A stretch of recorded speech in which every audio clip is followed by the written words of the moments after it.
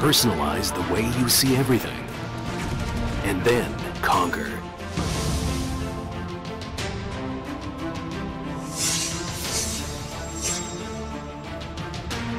Exclusive Black Equalizer brightens dark scenes without overexposing bright areas. Use the S-switch to quickly access the setting and switch between save modes. Adjust the angle effortlessly for maximum comfort.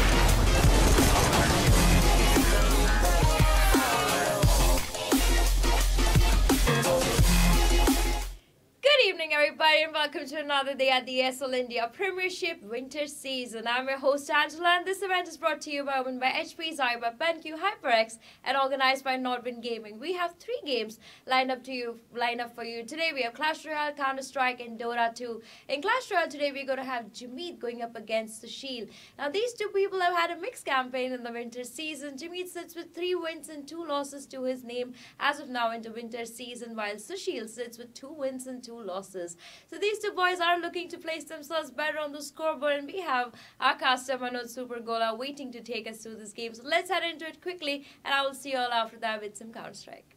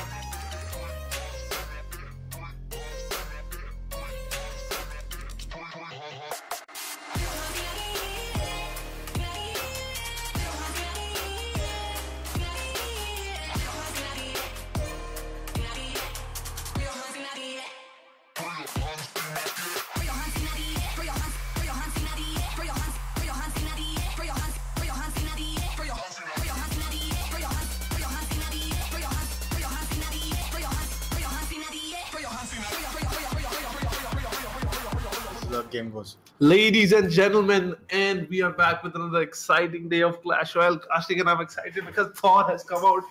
I did not know earlier, but now I know. But you know now. Yes. The combination between the Evis and the Lumberjack has come out. Yes. It's a electric lumberjack and the movie. I'm definitely gonna go watch it tonight.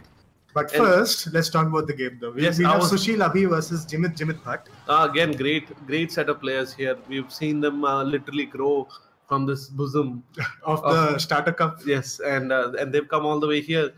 I think we should ask Opstream to actually put the photos here only. Instead, why wait for the photos to come up later? Well, put crowns on them. Mother India Premiership is a really generous entity. Yes. For a play on words, so we're going to see that pretty soon. Our production team is pretty good. I've already asked for that. They got to do it. Yes. But sorry, we forgot to introduce ourselves. This is Manoj Supergola. With me casting is Gautam Workaholic. And you know why we are even more excited today? Because this is a live game. Oh yes, this is a live game. Is it? Yes. No, it's not. Gola, you've been lied to. It's not a live game. You can clearly see it's not a live game. So this game did happen earlier in the day, and of course most of these guys are we've been threatened to that the internet will be shut down, but we will not let it happen because we have some exciting Clash Royale games. We've missed quite a minute and 30 seconds. Not much happened, dude. Look at the tower's HP. Yeah, A lot of cheap units flying all over the place. Jimit is holding on to a stone golem. Okay, I don't know why Jimit didn't use the zap. Maybe because he wanted to save the zap for something, for the goblin gang maybe. But I guess now we're going to see a huge push coming out on the right because of He the has golem. poison. Is he going to poison the left-hand side? Yes, he does. But the princess sadly has aggroed on to the unit, but conveniently walks through the poison now. Clearly does not see boiling hot gas coming out of the floor. And but God, have they buffed the knight? There's so much damage it delivered, and look, the amount of tanking it did was next level. Brought the tower down. There was no second unit hitting the knight, so he was able to do a lot of damage to it. But the big issue here is Jimit sacrificed a lot of... He activated Crown Tower? That is... Why? What is going on, Jimit? Like, he sacrificed a lot of HP on his own towers to make sure that the golem will go there, to make sure that this big push happens, but I think he just does not wasted have it. zap. Maybe he drops EVs on top. No, he does not. Drops a bunch of zone. And the barrels are doing crap load of damage to Jimit. And Jimit's health, which has come down a lot on both the towers, it's only strictly due to barrels, by the way. Very good control over the golem. That defense is just beautiful, man. Yeah. True, he took a lot of damage, but look, he didn't let the golem reach the tower. The initial golem splash damage did not happen. Yeah. And now all he has to do is get this golem out as well, and look at the down tower. Comes the rocket, down comes the barrel, and there we go. Abhi always had this game in the control, under control. Because cheap units, he was able to rotate to the units he wanted to do, and there you go. We have their pictures also coming up, and by looking at both of these pictures, they've been, I believe, taken during the Hyderabad event. Yes. No, but this is the multicolored lights. So no, this was done at this has been done at Hyderabad, right? Sushil has only been in the Masters since Hyderabad. No, but when did we had red lights in the basement only, not in Hyderabad. Hyderabad we had those. We didn't have multicolored lights. No, it doesn't matter. What were these guys doing in Delhi? What were these guys doing in Delhi? How could they be in Delhi? There's no way they can be in Delhi. Sorry, this is summer then. No, summer we didn't have lights there. There's so much confusion. I'm sorry about that. We're going into the next year. He has a mirror and Sparky. It's going to be quite an exciting matchup to see. But neither player is going to play any card for 10 more seconds, I'm guessing. So I just want to point out that Goblin Barrel plus Rocket combo is what won quite a few games in the fall finale. In the literally the last millisecond or something, if you remember. No, actually, I've been out lately. I've not been casting any matches. But finale was there, and I didn't cast those matches also. You were right there behind me, backing me up. Yeah. With some amazing production. Yes. That's what I like about physical events. You know, we have the players there. We can see some reaction. Even though Clash Royale players are pretty well known to give zero reactions. This is huge, dude. The Giant is going to tank a lot. It's still tanking. No, not anymore. Able to take care of the Giant, and now the tower takes care of the minions as well. Yeah, but thanks to the Giant tanking for quite a bit, Avi is able to build an elixir advantage. I think we're going to see the Sparky come out pretty soon. Maybe Mirror using a double Sparky. Okay, now he's just wasted his elixir advantage. He's just bleeding elixir. What are you doing, Avi? Sometimes you just don't want to make the first move, you know. You let the girl make the first move. Okay. Sometimes it's okay to just hold back there. I've actually spent a lot of time... letting the girls make the first move? Yeah, I think this is generally a big mistake. A good thing you're already married. Well, yeah, I'm just talking about way back in the days. So, don't be afraid to make the first move, guys. Girls. No, even to the guys, I mean, like. I don't know, man. As a guy, I sometimes really like it when girls make the first move. Of course. It's so much easier, right? Yeah. Speaking of girls making the first move, I do not think there is any female unit in these decks. Maybe one of the skeletons. Minions, male or female. But look at the damage they're bringing down on that man. It literally disappeared. You know, just the sheer number of them and the way they move reminds me of a specific male thing. Yeah, let's not talk about that. But okay, maybe one of the skeletons from the graveyard. The tower. What's his name? Furnace. Yes, the furnace. You need the furnace to be at level 9. That's the perfect level to be at. You don't actually need to ever upgrade it. Unfortunately, in our tournament rules, this friendly battle, right? Everything is normalized. So That usually doesn't happen. Okay, so now we see the Sparky coming out finally. Jimit does have a zap though, which he'll be able to stop. So look at this. He'll take 2 tank hits. Like, it's literally a counter to Sparky right now. Sparky just standing there wasting so much time. And there's a big push on the left-hand side. A Golem minion horde push coming out. And you know, I'm not really sure if I agree with the zap on the left side there. Poison would have done so much more damage and kept the Pekka alive a little more. God damn it, Pekka. Okay. It's been a very back and forth so far. You can actually see the tower health is pretty much same on both sides. And now I guess we'll see another minion horde being dropped down. And yep, as imagined, he actually missed a few minions, but Poison will definitely take care of all of them. However, dude is taking some hits on the face actually there right now. Giant is big enough to punch the princess right in the face actually, but he doesn't, because he doesn't hit little girls or any living people for that matter.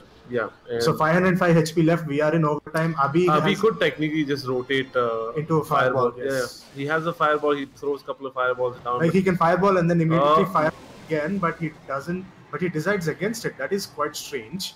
He actually threw the fireball defensively. Do you think 2 fireballs would have finished it because he has a mirror, right? Yeah. Actually, that's true. Okay, well, maybe he'll get a punch in. No, he doesn't need to. Like, he just needs to play something. And fireball is here. That's it. GG. Good game. Another game going to the Sushil side. No, so now the score is 2-0 in favor of Sushil. And Jimit, Jimit has been losing quite a bit in the past days, if I'm not wrong. I've been casting games. And Arpan, dude. Arpan went 3-0 against 3 different people this season so far. Arpan is on fire. Arpan is on fire. I think we're going to have a 3-time champion in 2017. Yeah, and it was crazy what he did actually in the LAN event. If the viewers who are watching right now had got the opportunity to watch the LAN event, Arpan absolutely destroyed Rin with a reverse sweep. Yes, he did. And that was the game that, as if I was casting, I would have just jumped out of my chair. I was surprised that none of you guys did. But that mirror... I mean, I would have, but I feared for the safety of the stage HP, structure. like Omen by HP laptop right there. But the fact, we got to see a mirror 3 Musketeer deck being used, it was just crazy. I personally had not seen it. I don't watch a lot of Clash Royale lately because... at one point, there were 6 Musketeers on the board. Yes, they were. So, mirror... Musketeer deck. But anyways, we would like to thank our sponsors Omen by HP, Zoi by BenQ, HyperX, and the good folks at Norton Gaming. That's us. Yes, and let's get into the next game. And let's hope that this is not a 3-0. However, anything can happen. I'll be okay with a 3-0 as long as Sushil comes out with some out of left field deck, but looks like that's not the case. Looks like he went back to the Rocket and Goblin combo of the first game. Yeah, well, why fix it if it's broken? He actually, I guess... Why fix it if it's broken? Yes, good idea. It's a broken deck. Look at that. Jimit making some changes to his deck. Does he? Oh, he has 3 Musketeers. He has a miner. And... I'm guessing a Ram also. Or something that makes a quick contact with the tower, which might be the Bandit in this case, but we'll just have to wait and see until we see all the cards. Quickly rotates over to his Zap there. A good choice by him. And these minions are also taken care of. Bandit connect. No, actually he's frozen. And hit with the lock. Yeah, that was a pretty negative elixir trade right there. And look at this. What about it's pretty? That was same, right? Like 6 elixir for a collector and then 6 elixir for a rocket. Yep. It's pretty much saying if you're the knight actually is just too big of a tank now. I think he needs a nerf. No, he's pretty good. He still dies to 2 targets. He still dies to the Inferno Tower easily. Oh, but this got a bit of damage coming out from Abhi. Jimit's on the receiving end of the slot. Oh, that connected. I felt good. That must have felt good for him. And again, for the tower once it starts. And now the Jimit has to rotate back into the Elixir character. I think Abhi has or at least 2 of them. And how's he about to take care of these princess here? He has a princess, he has the tornado, he has a which is good enough damage to keep both of them together. Yeah, and they are gonna die right now. One musketeer and a goblin gang is on the left side. Quickly taking care of the knight. The still another goblin gang. Oh, did he mirror that? What happened? Yes, he did. No. He didn't mirror that. It was just an overwhelming push, right? There was a nice golem in front, and then there was a knight tanking for a while. So the goblin gang did manage to survive for quite a bit. Did he rocket them, if you want to? He shouldn't rocket them. I think he messed up. He did? Yeah, he did mess up. Oh yeah, he did. Look at that. 1386 and 1382 HP on the towers right there. Still connected by the ice spirit. Oof. He's having a tough time. 506 HP left. Yeah. I guess another round of minor. Mm-hmm. And the princess is going to do crazy amount of damage. Two princes on the board. This is looking really this is going to hurt. Oof. Oh, 2 little girls have killed 3 big ones. Yes. That was absolutely horrible. How is he planning to defend against this? Drops down a minion horde there, which is quickly clearing up all the mess on the floor. Princess distracted, still manages the AoE damage, hits all the minions and completely obliterating them. You know, we see Abhi's princess is doing a lot of damage, but Jimit is the one doing the pushing right now.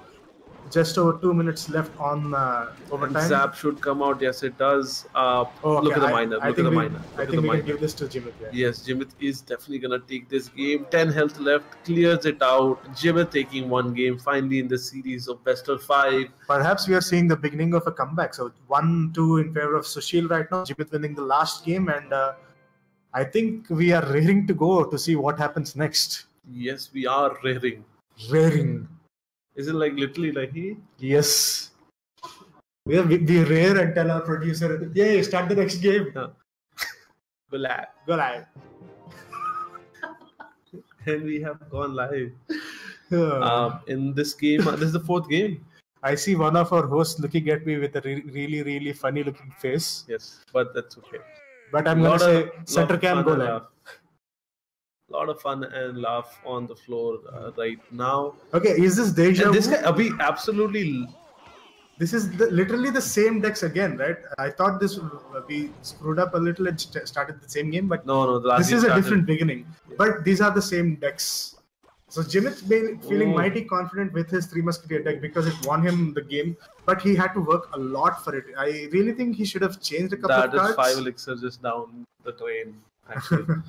In any case, Princess now, you know, Abhi's unit, he absolutely loves the battle. Ooh, that was a little screw up coming from him. Like that zap did zap the goblin barrel, but did you see how much damage they did? Yes, you can clearly see the numbers right now. 1040 is the health left.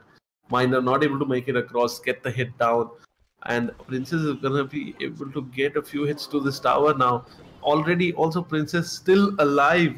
Still doing a lot of damage. Remember, this is just a panic unit sitting in front of your face, and Princess still will keep targeting. Actually, switch target. Yeah, he pushed her out of the way.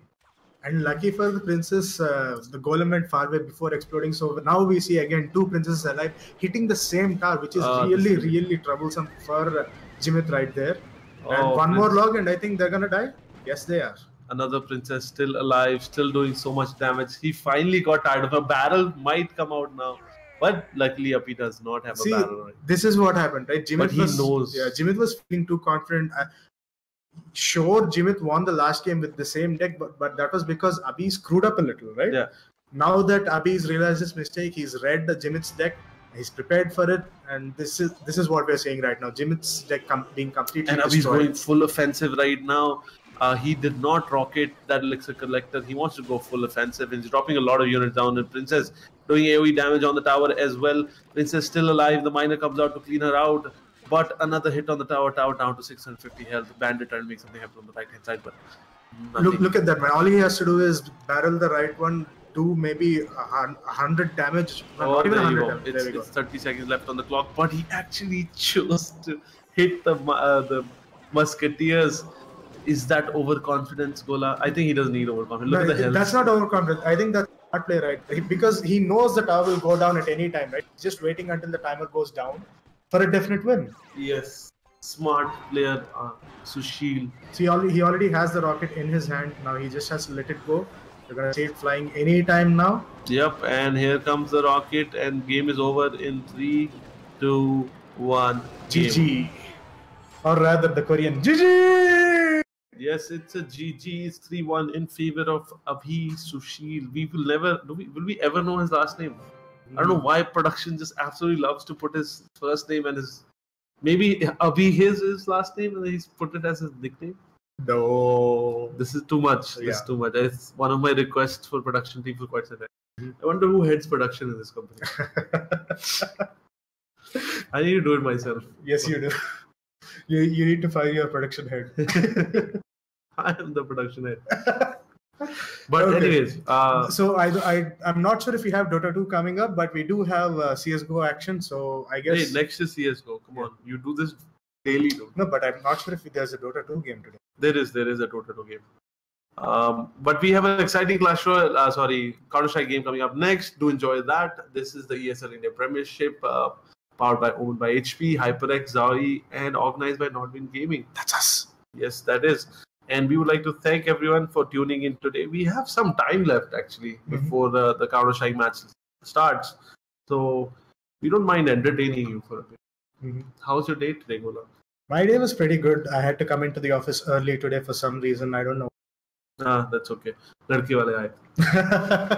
But the point was that me and Gola are pretty excited about Thor. I find that living in India or living in Gurgaon at the moment, I can never keep track of these movies and when they come out. So I'm always very happy when I found out, oh, this movie has come out. And guess what? I didn't really have to wait for it much because I was not even expecting it to come out this year. I don't know. You weren't lamenting the long release dates? Yes, which I'm absolutely. But what if I told you Justice League is going to come out too? When? I'm not going to tell you. You want that surprise, no, don't you? Have you seen the trailer? Oh, we've seen the trailer. Yes. So again, exciting news. Justice League is also going to come out. The movie released, this is the time when all the movies do come out. So it's quite exciting. Me and Manoj are going to go watch it. We're going to hold hands and we're going to watch this movie together. Right, Gola? Yes, we are. We're going to buy one bucket of popcorn. The best part is we actually get to scream inside the theater when Thor does it too. I know him from work. Yes.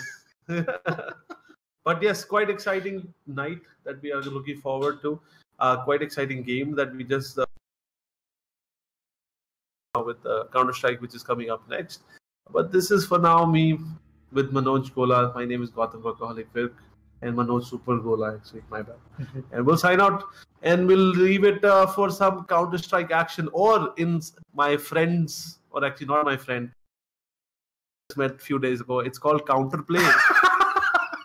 Counterplay Global Offensive is coming up next, guys. Thank you so much. We'll see you tomorrow. We will not see you tomorrow because we've been working on Tuesday. We're taking tomorrow off and we'll see you on Thursday. Till then, good night and good day. Enjoy some Counter-Strike now. Bye-bye.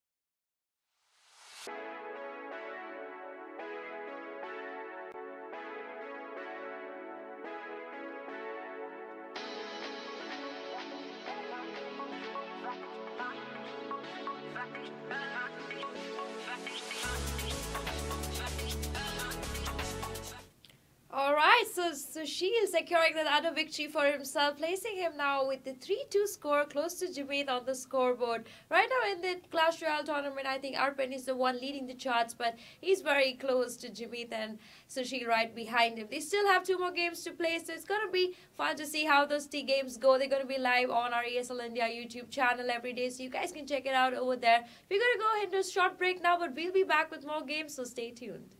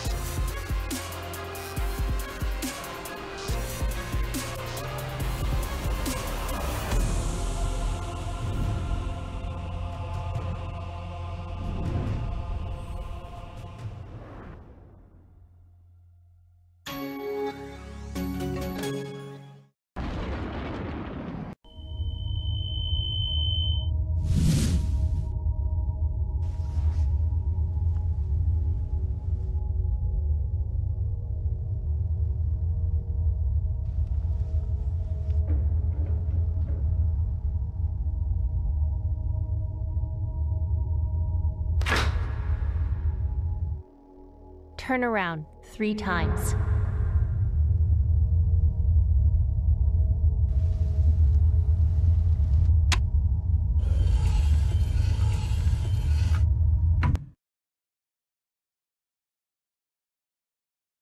Start shooting.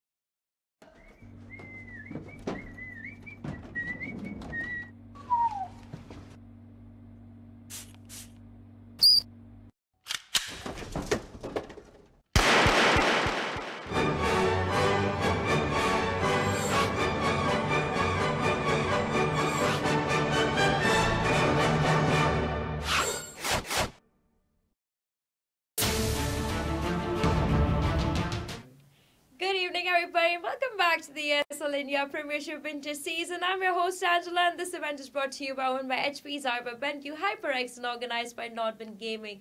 Coming up next in CSGO, we're going to have Team SRA going up against Team Elements. Now, Team Elements have been having a very mixed campaign in the ESL India Premiership. They started off pretty strong. They landed themselves into the Masters League, but in the fall season, they ended up again into the Challengers League. But as winter has set in, they are back into the Masters League. Their performance hasn't been too steady for now. They sit at 2 losses to their name, and today they play the powerhouse of SRA. Now, SRA have a lot to talk about themselves. I mean, SRA are the team that have defeated the Taiwan Excellence winners, TMG, and they also sit strong right now on the scoreboard and looking to make their place much stronger.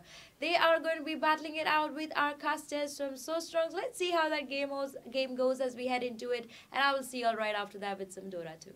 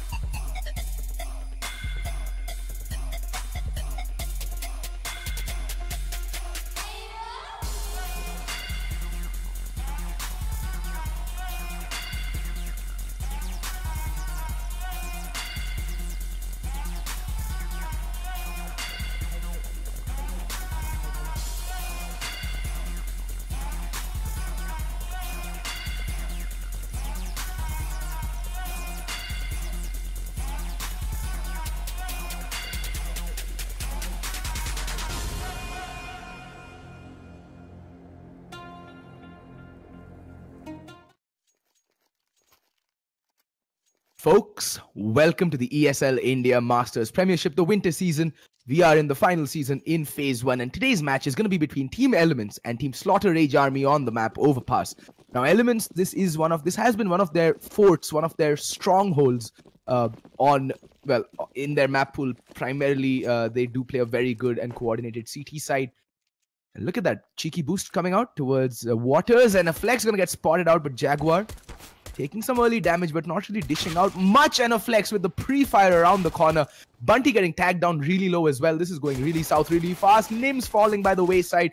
Bunty rattles off shot after shot, but unable to connect with anything concrete, and Guru will get the telling headshot, and Imba is going to just beat a hasty retreat towards heaven. He's going to reposition himself, try and get a better angle as his teammate Legendary Killer moves in for the kill.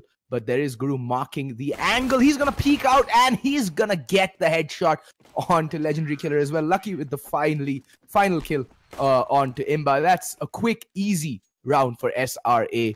Decisive, precise, and incisive. With that, like I said, SRA pick up the pistol round, and Elements, will we see a force buy? Well, Legendary Killer seems to have already answered that question. Jaguar, yeah, everyone's going to buy in. Imba yet to decide on what to buy. Nims just with the upgrade. There we go. The full force buy on everyone except Imba. Finally, the decision to completely force as a team has come in. Force buy against 1 AK-47. A PP Bison on the Guru. That's going to be interesting.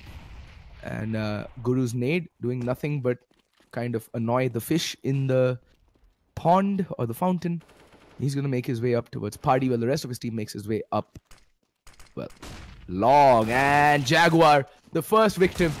Legendary Killer does find the fadeaway shot onto Guru. That's the Bison taken out of the equation, thank God. And, Rules does do a lot of damage, but they're all falling by the wayside. Imba just going absolute beast mode with that Deagle. And in the blink of an eye, it's down to a 2v4, but they do have the weapons advantage, SRA. And they're going to do the right thing. They're going to bunch up and attack as a team. Nims is not going to be looking, because Legendary Killer has got his back.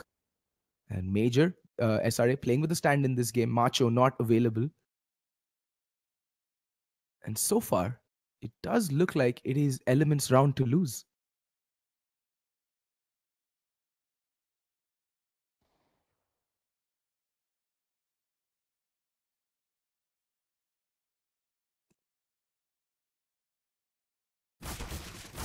Bunty getting spotted out first, falling by the wayside. A flex finding 2 quick kills. That's equalizing the man disadvantage. Legendary Killer, though, still alive and kicking.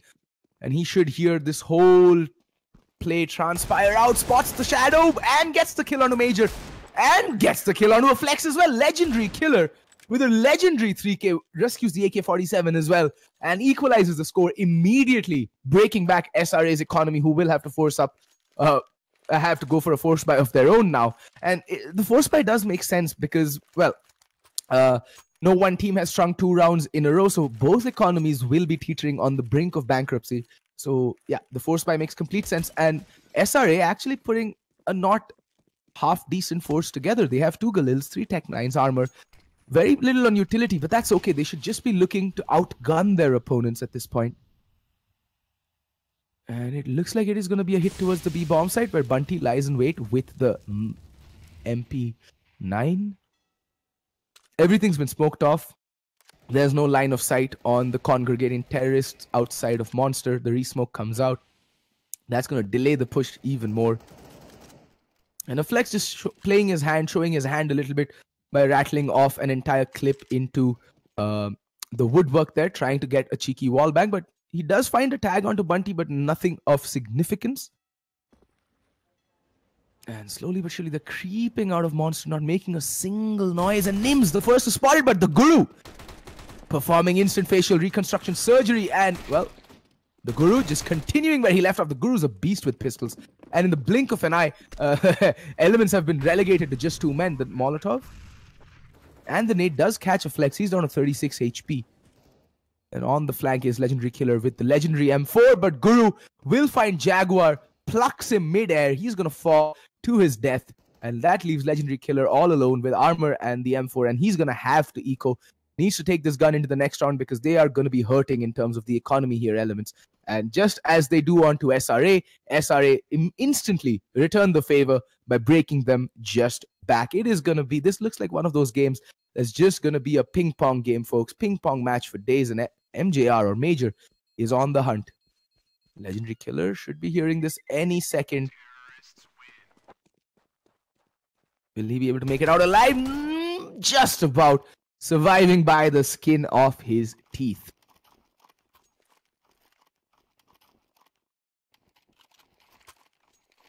Will Elements force it up again? Yes, they will, because like I said, it makes economic sense to keep forcing until any one team puts 2 rounds on the board. Plus, they seem pretty, on pretty solid ground, forcing it up the previous time. So yeah, there we go. Immediate force buy coming out. And it looks like, yeah, it is Team SRA asking for a round restart because, well, 2 of their players seem to have timed out. So let's talk about these first 3 rounds. The first round was clinical. It was a run-of-the-mill B push on the pistol round on the T side, and it worked to their advantage. The CTs not really reacting quick enough to that fast B play. And at the end of the day, if you're not going to hit your shots on the pistol round, you're never going to get it. Then came the force buy. And SRA, I think there was a bit of misstep. They didn't really play the trade game very well. They just got picked apart one by one, walking into the crosshairs of the Deagles. And obviously some very good shots also being hit by Elements, taking nothing away from their proficiency with the hand cannon. However, once Elements did get their anti-eco, their force buy, they never really looked on really solid ground trying to get the second kill, the second round in a row. And again, they just fell by the wayside. And obviously it helped that Guru just went absolute beast mode. He got a 3K on that round and just completely obliterated the opposition. And that's what Guru can do. Guru's been doing this consistently against opponents ever since the Taiwan Excellence Cup when I first cast him. Bubun, Bodhisattva Pandey, the _ Guru. He has been an absolute revelation with the pistols. Give him a 5.7 or a Tech 9 and he can like chew through the opposition. Give him an op and he's a god. So, as we wait for the other players to join into the server, we'll have to see what SRA bring to the table. They have been looking decent. I won't say they've looked good. They did put a string of good performances during the Taiwan Excellence Cup. They reached the semi-finals, but there they were trounced by the eventual winners, Trademark Gaming. However, their recent form in the Masters series has been rather shaky. It's been a string of ups and downs. It's been nothing consistent. So let's see if SRA can actually see this one through and register the much needed win so that they can actually go on and move on to the second phase without having to face the dreaded promotion and relegation battles, and then see the second phase through as well to the victory. All right, all 5 players are in. We're just waiting for the money reset to come in. I think that's also done. All the money's proper. Waiting for the buys there. We see the Guru opting for the Mac 10. Major still waiting on his buy. Goes for the AK-47. Should upgrade to the helmet plus Kevlar because he knows he's facing off against pistols and they can hurt when you have no head armor.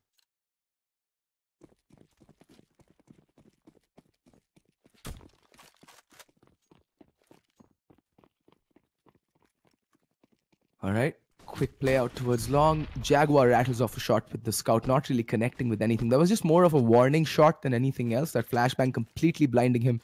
And he's opting to play passive and play safe with his teammate. That's Legendary Killer, left all by his lonesome towards restrooms to try and make something happen in this round. And here we see Guru, the lone lurk, towards Monster. His job is fairly simple. Hold off the rotation and maybe possibly land a kill or two. Does land a fadeaway shot, but taking a lot of damage, should just make his way out of there. No need to go for these fights. And Nims will take him down. Bunty, in the meantime, finds Lucky. That Deagle of his, again, singing the tales of death and destruction. A Flex upgrading to the AK-47. That's 2 players taken down at the cost of just 1 CT player. Again, things just coming apart for SRA. As Legendary Killer, the player with the M4, trying to strike fear in the hearts of the opposition. That nade's going to land on MJR's lap. And Legendary Killer will swing around 180 degrees to get the kill. He's very low. Rules does finish off what Major started. But the damage has been done. Again, it's a man advantage for SRA. And they can just regroup. And look at this. Oh my god. Bunty poised primely to get the kill. And now a Flex in a 1v3. A Flex getting spotted out, trying to do some damage. He's getting surrounded. Jaguar spotting him out, and down goes a Flex. Like I said, this has all the makings of one of those messy, dirty games of CS where they just keeps going back and forth, and SRA players timing out yet again.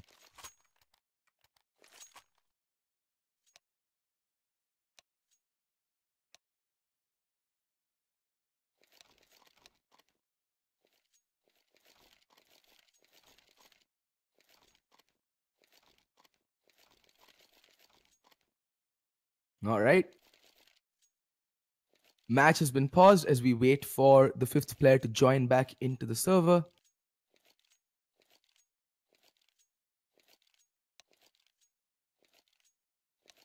And there we go. Major is gonna join back in a second. Oh my god, these past 4 rounds, they have me triggered, I won't lie. It's just really poor T-sides being put up by SRA round after round whenever they have the guns. There's no reason to give up your weapon advantage so cheaply. You have the utility, use it, for crying out loud. And they will have a pretty good buy this round as well. They can put 3 AK-47s on the table and decent amount of utility. Lucky can go for the proper, like the armor pistol. But there we go. He's going for the armor ump with a little bit of utility. And I just hope SRA actually managed to pull this round back, because so far it's been very poor from them. At least on their buy rounds. They've looked disjointed. They haven't fought as a unit. They've gone peeking angles one by one and just fallen by the wayside. Legendary Killer does take a little bit of shrapnel damage. Down to 85 HP. And a much more passive setup coming out from SRA. They're again vying for long control, which will be more than readily given up by Elements. They're not interested in long control. They're looking to double up Connector. Imba trying to go for a cheeky little boost in towards Connector. Might spot a head or two as they make their way upstairs. And like I said, this is the Elements' map. Oh, looking away at the worst possible moment. Spamming through the metalwork there, not really landing the kill. And Nim's taking a lot of spam damage. That nade lands on Rules, but he's still going to make his way out of there relatively safe, down to 41 HP. And look at the long hit comes in, and the long hit is successful. Both TA defenders fall by the wayside. Bunty on the rotation, trying to catch a Flex, but it has been smoked off. Major just rattles off a couple of shots. He's recovered the AK-47, and Major will find Nims, Bunty, and Imba. With it all to do, Bunty does find Major, but it's a 3v2. The weapon advantage. Oh, the box spam. But now Bunty left all alone in a 1v3. Finally, it looks like SRA will pick up their buy round, or a force round rather. And it's going to be the same story again. Both teams looking absolutely lost in rounds they should not be losing.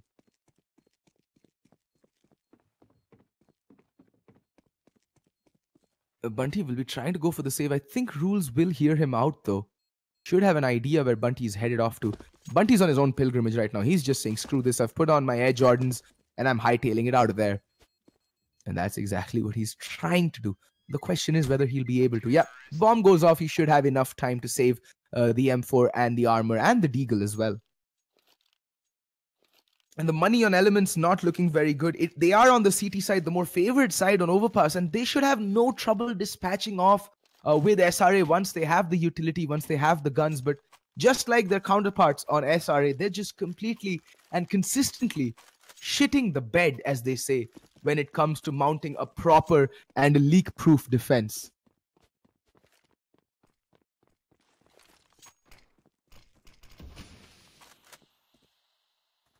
Bunty playing above the smoke. He's going to make his way up towards fountains, but no one's going to push. In the meantime, it is going to be a B hit. Nim's taking a ton of damage with that P90 out on Guru. He's down to 16 HP. The Shredder, or the Wood Chopper, has done its job. In the meantime, look at Bunty. He's on the flank. He's getting a ton of information for his teammates. I don't know why Jaguar is rotating back to the A-bomb site. just based off of the information that Bunty is getting, and he's gonna go, okay, gets the opening kill. A flex just around the corner, gets him too. They're just walking into his crosshairs one by one, and Bunty makes his way out of there alive. Guru, in the meantime, finally picks up Nims. That's at least one kill pulled back, but that's a 2-for-1 trade, and the CTs are gonna be more than happy with that. My God, this is just dirty CS. This is a pug. This is a pug between two teams who have no idea how to play overpass. Look at him. Bunty repositioning himself rather well. I don't think this angle will be checked by Major. But it is! The pre-fire comes in and Bunty loses a head. Finally, the man advantage being neutralized, and Guru should be upgrading the gun. Yes, he does. Moves on over to the M4. And Jaguar maybe gonna attempt to peek towards long. Doesn't spot out anything. The timing, if not anything else, does spot out MJR. Lands the tag in as well. But Guru has moved up, gets the decapitation going. And now Legendary Killer with the Deagle. Oh my God, Legendary Killer. They call him that for a reason. Now MJR left all alone on the bomb site. He needs to go huge, but Legendary Killer with the Deagle has been an absolute beast. But MJR gets the kill. But SK Imba there for the trade. It's down to a 1v1. The Molotov will come in for the bomb. That's going to throw off Imba.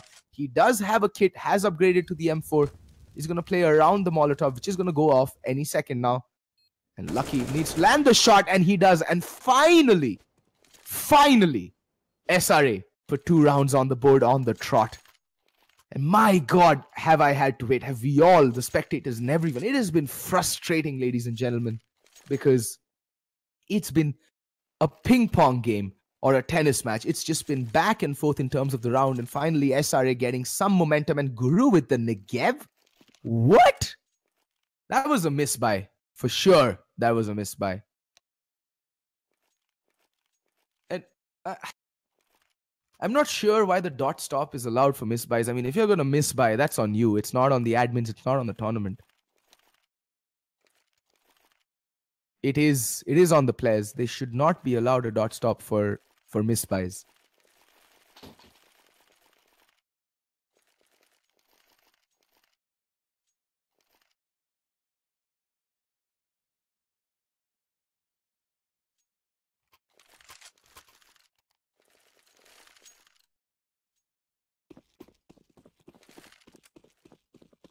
Well, all's well that ends well, and SRA on the back of some truly messy plays do manage to string 2 rounds together. And Imba, look at that, immediately off the bat. The mid push is paying dividends, but it's going to fall. It's going to completely crumble. Legendary Killer getting spotted out towards long, down to 32 points of health. Legendary Killer not even being allowed room to maneuver, but he's going to land the double dink onto the player. But finally, he's going to be put out of his misery by MJR, and that leaves Nims on 14 HP to gather the pieces of this round. Maybe he can try and recover one of those AKs towards Fountain, because the bomb has gone to the B bomb site. There's really no point going for the retake with no armor and just the USP. Might as well try and save a rifle and take it into the next round.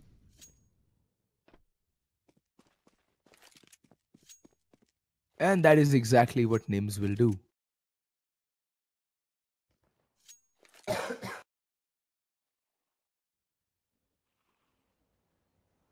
Recovers a Molotov as well, so that's a decent amount to be taking into the next round, should he be allowed to save. And it doesn't look like SRA are interested in the hunt. Their money isn't that great either. They want to hold on to these 3 rifles by hook or by crook so that they can take it into the next round and build up that T-side economy. Because like I've been saying, Overpass is primarily a CT-sided map, and you need the economy on the T-side to try and give yourself some buffer room in case you do lose a couple of rounds on the trot. And the money on SRA is still not looking good. If they do lose this round, 4 players will be able to buy up, but it's not going to be a very healthy buy. And there we go. The proper buy coming out from Elements. Again, very light on the utility, but at least Imba and Nims will be able to buy up fully, including the glass cannon out onto Legendary Killer. And he's going to take it out long. That is ambitious. And looks like it's shaping up to be a full-blown B play. Oh, Bunty spots out one player. Imba gets one. Bunty gets another. Again, like, this is what I don't get. if you're gonna go for the fast B play, go for it. You know that your opponents are light on the utility. It makes sense to go for the fast play. Don't just get stuck in monster, outside monster, to be slaughtered like lambs. Just don't do that. Go for it. Grow a pair, nut up, and go for the play. Otherwise, don't call for a fast play with no map control, which is exactly what SRA have right now. No map control. They're just isolated in this one tiny sector of the map. Elements can literally, had they had any, enterprise, they, for lack of a better word, they would have pushed up long. Legendary Killer did take the op long, didn't spot anybody, could have actually gone with a teammate, pushed up long, gotten tremendous map control, and just completely choked SRA out of this round. But nope. They choose to fall back and rest on their laurels all the way back into the bomb site. And actually, right now, they don't need to do anything else. They have the man advantage. In fact, they have a 2-man advantage. So all they really need to do is chill out by the bomb sites and wait for elements, for SRA to come to them and just walk into the meat grinder. And hopefully, the Elements' defense is strong enough to hold off. Killer does spot out a couple of players long. He does have the AWP, will get blinded with that flashbang though. In the meantime, the short hit from Guru is coming up. That Molotov is going to force Legendary Killer out. Oh, the nade, and Legendary Killer falls by the wayside. The Guru is completely eviscerating that A defense. And there's just one player, that's Jaguar by Optimus, going to go down. And what? There's no comms. That's all I can say. There is no comms whatsoever. In the blink of an eye, Nims finds himself in a 1v2.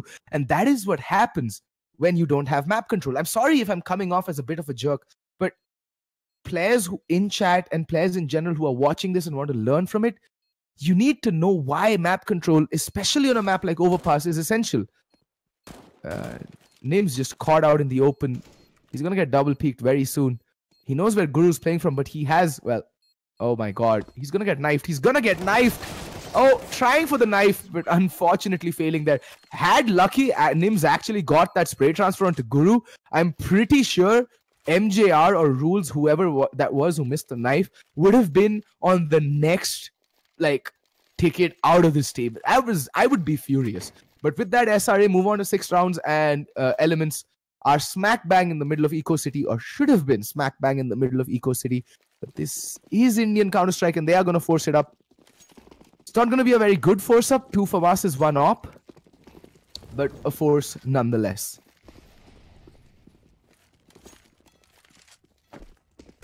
Bunty getting immediately shut down by the Guru.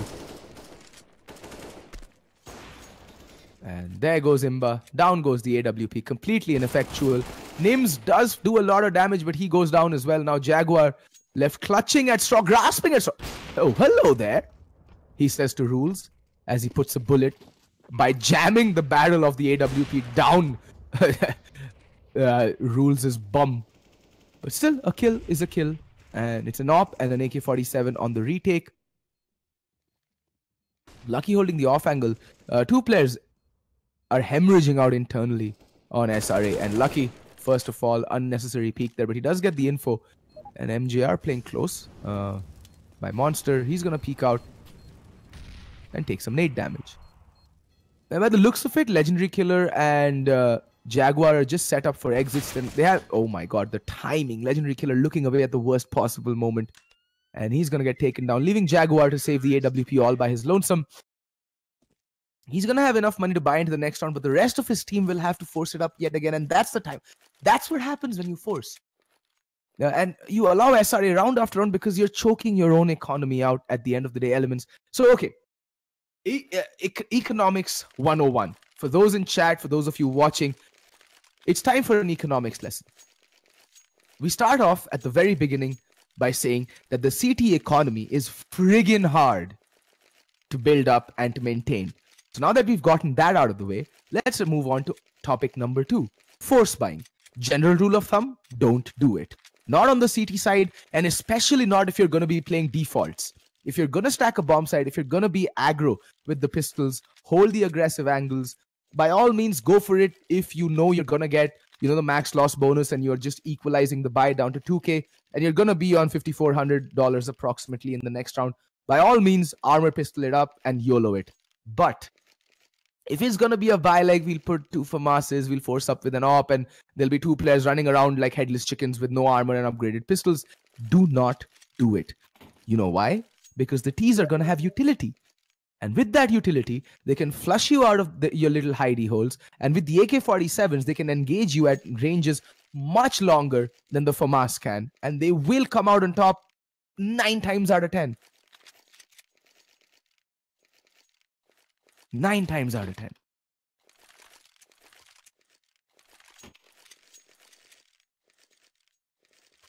And that is why, ladies and gentlemen, you do not force buy unnecessarily on the CT side. Look at what Bunty's done now. That is acceptable because you're on max loss bonus. You're getting $3,400. You've bought down to 22, which means it's going to put you at 56, which means you can go for a full proper buy in the next round. But had you invested even a little bit more, you'd be in a world of trouble, economically speaking. Anyway, folks, we're ready to go back into the game. Slash rant over. And, well,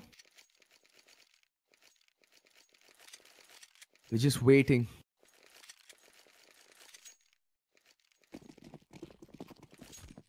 So there we go.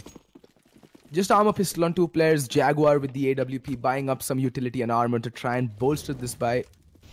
And Jaguar buying down to 3,400s. He will be able to buy into the next round. And again, oh, I think Rules does spot out Bunty. But will Jaguar go for the fight? Bunty has been very good with the deagle. Everyone on Elements has been very good with the deagle. But it all comes down to timing at this point. SRA going for the no map control is the best map control approach on the T side. And Bunty is just going to sneak on by. Just going to sneak on by. Just like that. No cares given. And push. The gods up above are smiling down on SRA because Rules just leaked like a faucet that has forgotten to be closed, and Bunty making the only route where he wouldn't have been found out. And there we go. Rules does spot him out. He's going to come up the stairs and get mowed down by the AK-47. And, well, Lucky kills everyone, including his teammate. Nims just playing ostrich by Toxic, trying to pretend as though if he doesn't see it, if I don't see them, they won't see me. He's playing hide and seek, but Lucky is having none of that. He's just killed a teammate. He's hungry for getting that +1 back on the scoreboard. And SRA should be moving on to 8 rounds rather easily. And bear in mind, this is a T-sided map, and Elements have just shown none of what they were showing when the first time they were playing this map in phase 1. This was the only map in their map pool that actually looked like they could do anything in, be even remotely threatening. And now they just seem completely harmless. They're like a bunch of toothing kittens out there. And Lucky will just smash Jaguar's face in. And no, they don't go for the AWP.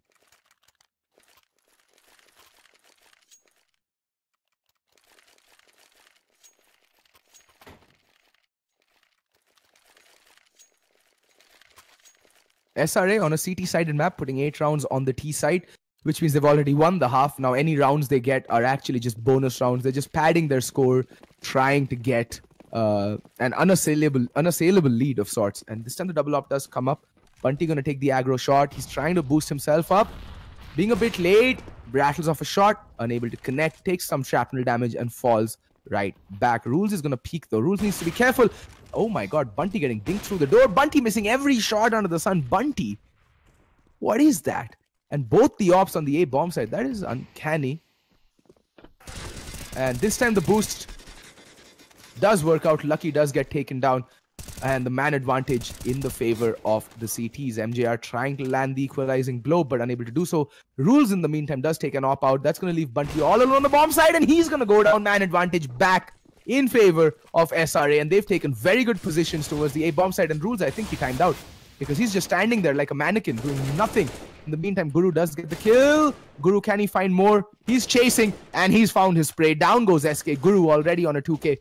And now it's Jaguar in a 1v2, and Guru with the final kill of the round sees it off.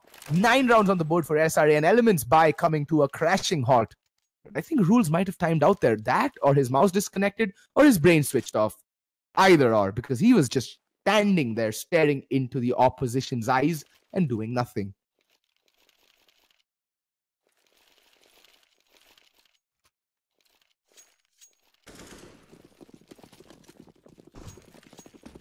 So, P-Cube, this is a CT-sided map for a team that knows what the hell they're doing on the CT side, which means any professional team. So, well, Jaguar, again, no communication, which is a telltale sign of Indian CS. Why do I sound triggered? It's because I am. The scoreline should not be this one-sided. It's overpass, for crying out loud. You're on the CT side. You should be dominating your opponents once you get your full proper buy going.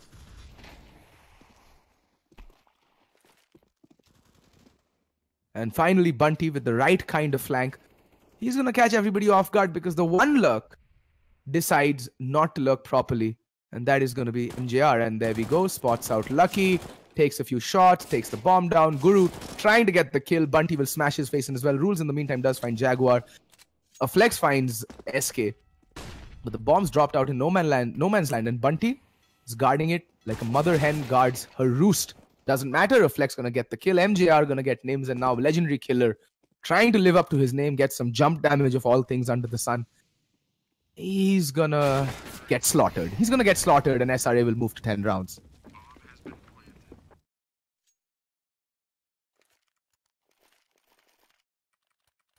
No Green Leopard, Blaze in Shanghai. He's gonna be analyzing / casting Star Ladder. He's gonna be back after a couple of days. Till then, you have to bear with my cringe casting. And so far, I'm just triggered because Elements have dug themselves into an economic hellhole from which there's no climbing back out of. And they're just going to keep forcing the issue, keep force buying round after round. And basically fulfilling the very definition of insanity from the Joker. Is that you keep doing the same thing over and over again, expecting different results. It's never going to work out. Guru hears this push from Nims, by the way. He should be marking, spots it out, but second guesses himself and gets taken down. In the meantime, the aggro push towards Fountain finally paying dividends. And it's a 2-man advantage for SRA.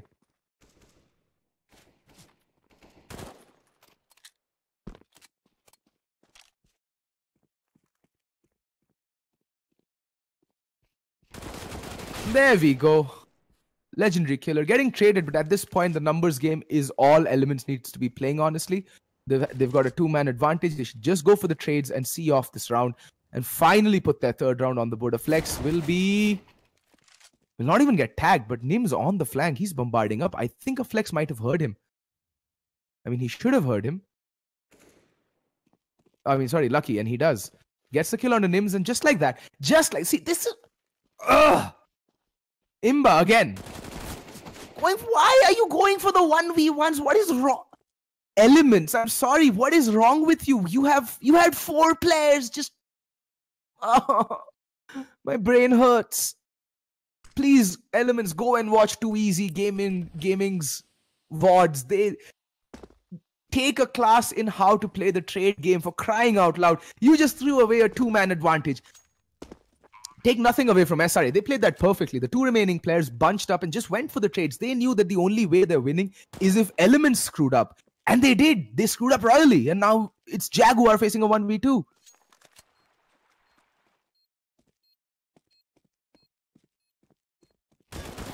And there we go. Jaguar does find one. A Flex unable to get the trade, but a Flex just needs to play the time. Jaguar does not have a kit. And a Flex will get Molotoved off. And he has enough HP to actually push that and get the kill. And he does. And that's what happens, ladies and gentlemen, when you give up a 2-man advantage.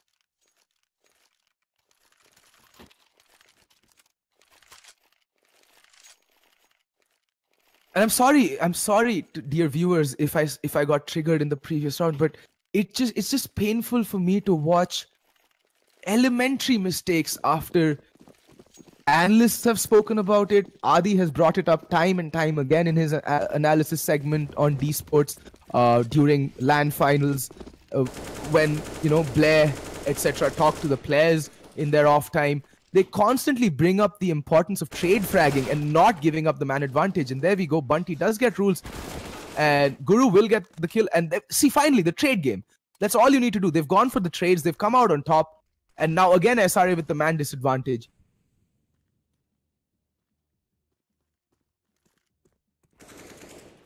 MJR immediately drilling, just what? Why are Elements so spread out. The only place there's no trade potential here. Nims is gonna get traded. No, he's not. He's not even gonna get the one kill. Imba's gonna make his way from B shot, but they know he's been playing from there because he got a kill earlier in the round.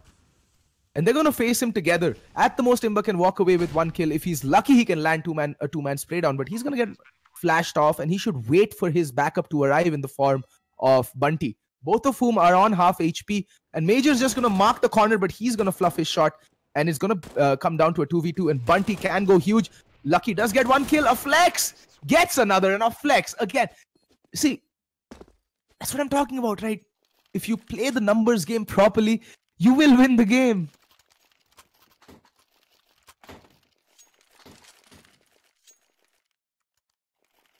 But whatever. SRA, take nothing away from them. They have been nothing short of brilliant. See, yes, Elements are making mistakes, but it does take a team of decent caliber to actually capitalize on them. And that is what SRA have done time and time again. So take nothing away from them. Credit where credit is due. They have been absolutely on point. They've hit their shots. They've played it smart. They've played good Counter-Strike. Good basic Counter-Strike. And Imba gonna get the first kill.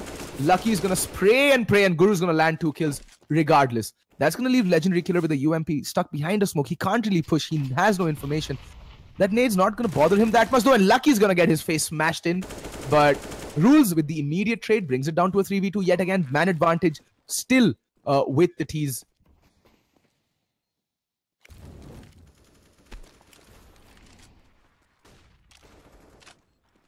And there we go. A flex finds Bunty. That's going to leave it all down to Jaguar with nothing but a scout in a 1v3. It is looking extremely unlikely, but nice shot from Jaguar. Beautiful face punch, but Rules just returns the favor, gently passing a 7.62 round between Jaguar's eyes and kissing him goodnight. And there we go. There you have it, folks. SRA ending what's supposed to be the unfavorable side on Overpass with 13 rounds and move on to the CT side with a buffer of 11 rounds, and they're just 3 rounds away from clinching this match.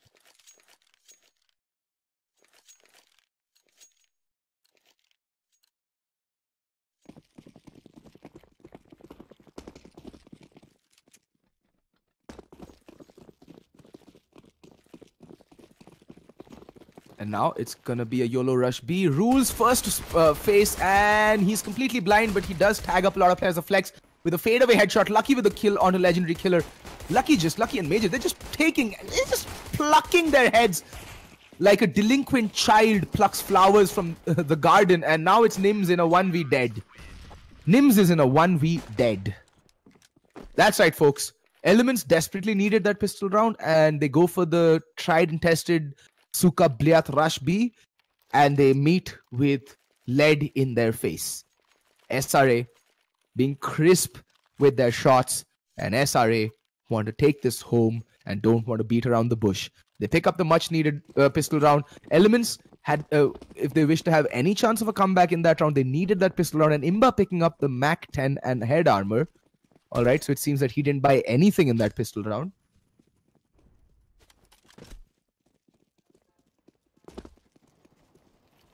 But it's a B stack coming out from Elements. There's just one player on the A bomb side. That's the Guru with the rifle. And he's going to get rushed, and double dink coming in from Jaguar. The A defense falls by the wayside immediately. And are we going to see like another bevy of force buys just winning it? I think we might just. And a flex walking into the crossfire. The trade game is on point. Bunty picking up 2 quick kills. It's down to a 4v2. Rules does get one back. Rules does fall by the wayside though. Sorry, it's MJR falling, and that's the rifle. And now Rules in a 1v3, 1v2, trying his best, but the UMP not the best weapon anymore at that range, and Elements will win the force buy. Okay, so I think we're in that ping pong phase of the game again, where each team keeps forcing it up and winning it on their force buys.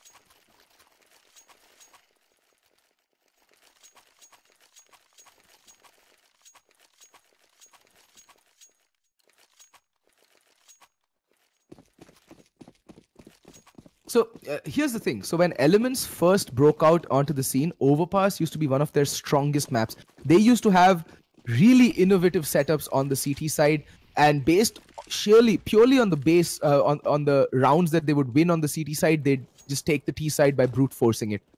But I'm not a big fan of the SRA setup, like 4 players towards B. I know what they're doing. They're just hedging their bets. Like, they have so many rounds to play with. And Guru with the 5-7. This man is an absolute monster.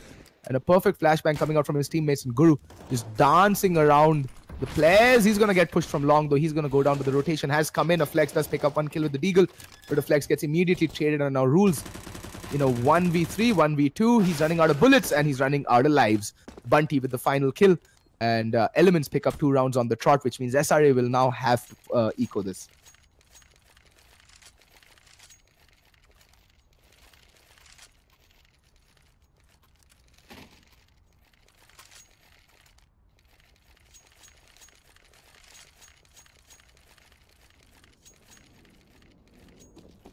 All right, Elements finally showing some signs of life.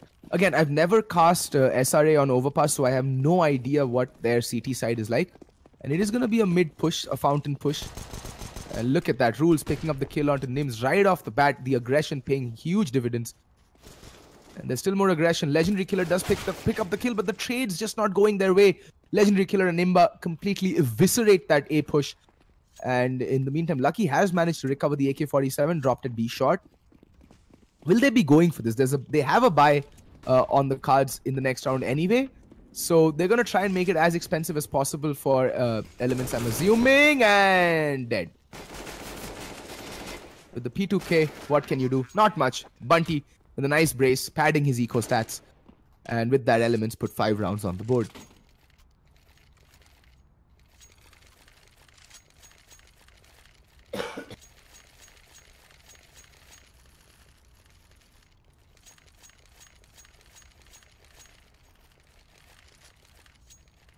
Okay, 5 rounds and Elements will now be facing off a full proper buy from SRA. And this man, the Guru, on the AWP, he's been on point in whatever map he plays with the AWP. Looks a little bit lost, finding his way towards heaven. It's like the first time I played Overpass, I got lost right under CT spawn.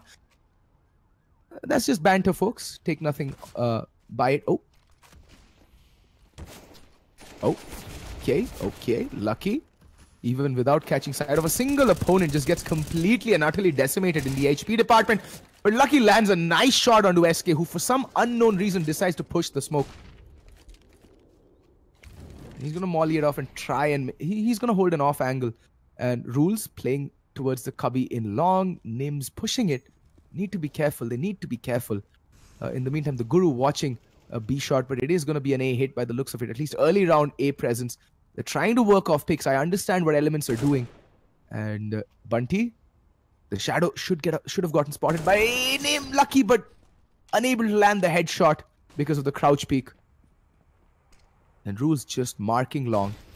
He's been given one task, and that is to mark long. But Bunty gets the kill, and Rules will get the kill. A Flex, however, lines up to, and Rules able to get the assist. And Rules doing the smart thing as always, going for the better skin, because we all know skins equals wins. And with that, SRA move on to match and map point. Everybody dies, though. The AWP also gets taken out of the hand, so they're going to have a slightly stretched buy. They lost 3 players that round. But, I mean, they can go for masses. Oh, okay, Guru with the MP9. I think that he might have the read wrong. Would have personally gone for the UMP, much more stopping power. With that gun, Guru really has to get up close and personal in order to, do much damage against armored opponents. And he's going to take it to connector, but Jaguar going to get found out very quickly. And now Guru's in a world of trouble, but he's going to do a ton of damage onto Bunty as well. His job's been done. And now with the FAMAS Flex just afflicting even more damage, the bomb goes down in the worst possible place. Bunty finally taking down a Flex, but it's down to a 2v3 with Bunty on his last dying breath. He's down to 5 HP, and now Elements should really do what SRA were doing, that is bunch up and just try and play for the trades. Because again, SRA really spread out. They're not hedging their bets. Look at Rules is on his own Tirath Yatra. He's just taking a tour of the map and getting a lot of information for his teammates. They should know that it's not a play towards the B bomb site, and they should try and hedge their bets. It's going to be a long play. MJR with that flashbang should peak with that flash. And does do so. Oh, legendary killer with the AWP. Perfectly timed peek. But now they know, and Rules is already on the flank. He's on the flank. I don't think they know whether he's coming in from the backstab. And Bunty is watching it. Rules is going to round the corner, but Bunty has the angle. He's got the kill. And this is exactly what Elements did when they were at the man advantage. Just pushing him one by one, and now Lucky in a 1v2. And Lucky doesn't even have a kit. He has to go for the long 10-second defuse. Will he stick this though? Taps the bomb. Gives away sound. Legendary killer. Surviving on a hair's breadth. 3 HP, and Bunty by the skin of his teeth on 5.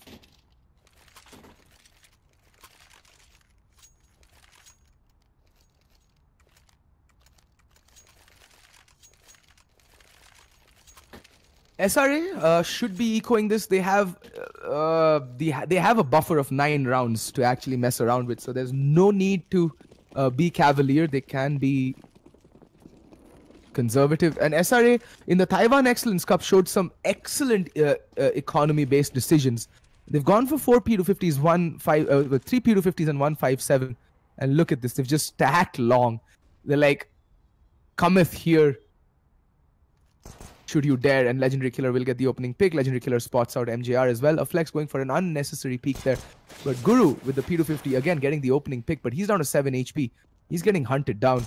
Needs to be careful. Oh, Prima. Oh, okay then. Guru with 2 kills. In the meantime, that long presence has been obliterated more or less by Legendary Killer.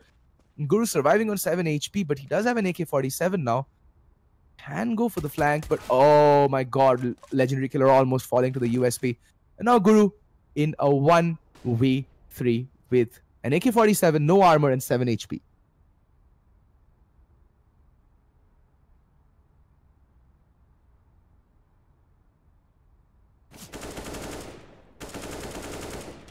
And no, Elements are not a new team. They've been here since the first season of the Masters Premiership. They won the 4th season of the Challenger Cup in 2016, which is why they were invited to the first season of the Masters series. And they kind of crashed and burned from that, not getting even a single win. And Elements, they've fought their way back to the top tier of Indian Counter-Strike. Credit where credit is due. And Guru is going to get put down by Legendary Killer.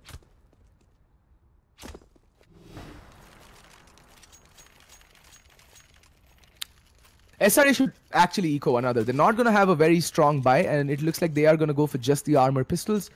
Smart decision. They're going to be on the 3rd round loss bonus. That's $2,400. So, Rules, not a big fan of the heavy investment into this round, especially from a Flex, because he's going to be under 5k in the next round.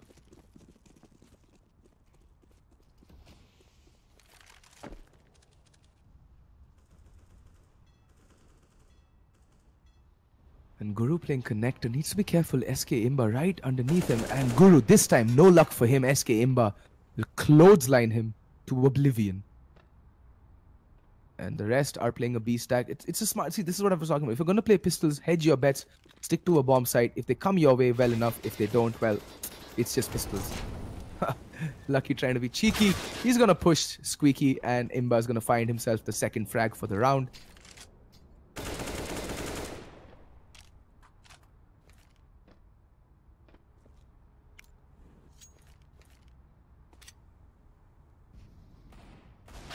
Oh, Rules. The boost not working out. A Flex switching over to the Deagle. Rattles off a few shots, but does get taken down. He's burning alive, surviving on but 2 HP, but a Flex will still get the kill. MJR with the rifle now, and Nims almost getting sprayed down.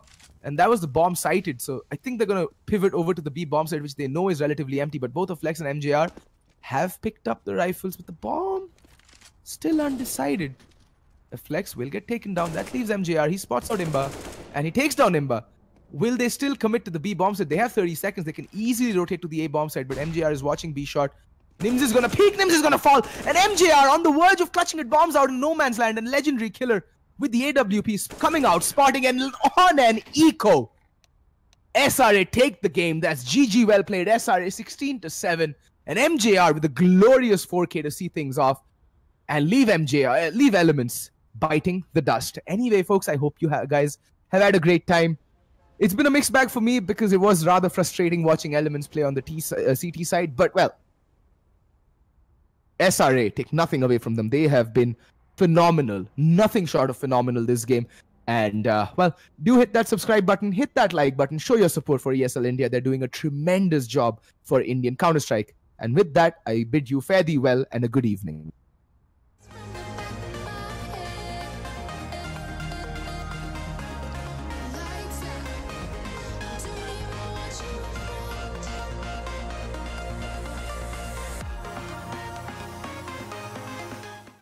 Good evening, everybody, and welcome back. And SRA scoring that victory point for themselves, gather another victory for themselves in the ESL India Premiership winter season. If you guys have missed any of the matches and want to check them out, you can head out to our ESL India YouTube channel. You can even subscribe to us on our YouTube channel to get a notification when we go live with the games daily at 6:30 p.m. IST. We have another game coming up after this, but I will see you all really shortly after this break.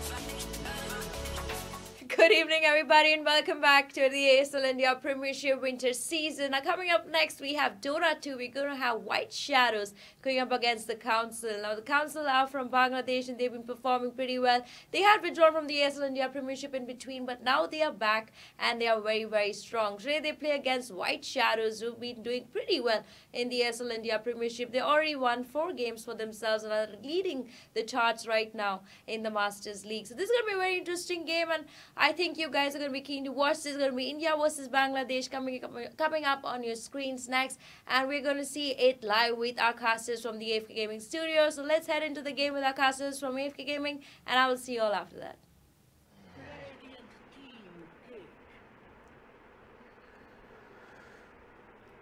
Ladies and gentlemen, welcome back to the ESL India Premiership. My name is Vivek, with me is Loki, and you're watching White Shadows on the Radiant facing off versus the Council on the Dire.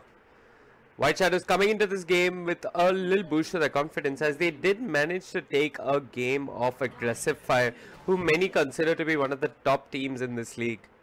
How's it going, Flunky? It's all good in the hood, man. So, looks like White Shadows, they respect the Council, they understand that they're a strong team, and they instantly ban out the Jin Visage, for which quite infamous for. I remember seeing a game on his Visage, I don't know when exactly, but he carried his team on his back, man. Like, he is fantastic on his Visage. His micro is perfect, his itemization is perfect, and his play is fabulous. So, looks like White Shadows, they respect the Council quite a lot, despite their win. Yeah. They pick up the clockwork for themselves. Yep, definitely player-specific bans coming out from White Shadows. What's also interesting is that it's Jin doing the draft for the Council. It usually isn't Jin doing the draft. it's it's been a while since I've seen the council play. I know the captain by his first name, and that's Rahib. And I assume Rahib is Kachu Khan Dansala. But yeah, they've also got two stand-ins, V4N and Deathseeker. I haven't seen either of them play in the past with the council. I'm not sure what's going on with the roster. But yeah, it's a new council and it's Jin leading the way.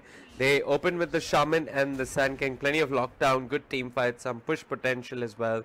It's possible that the Sand King might go to the offlane. The council in the past are one of the few teams that does like their offlane Sand King.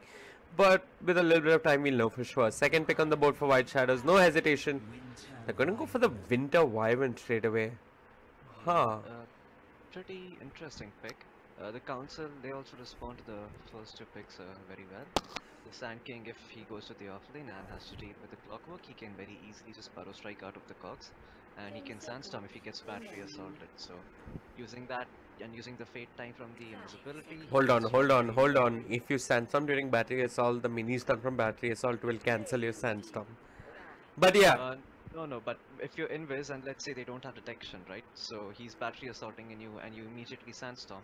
You're going to be invisible and battery assault won't hit you. And after that you have a small delay after you okay, so...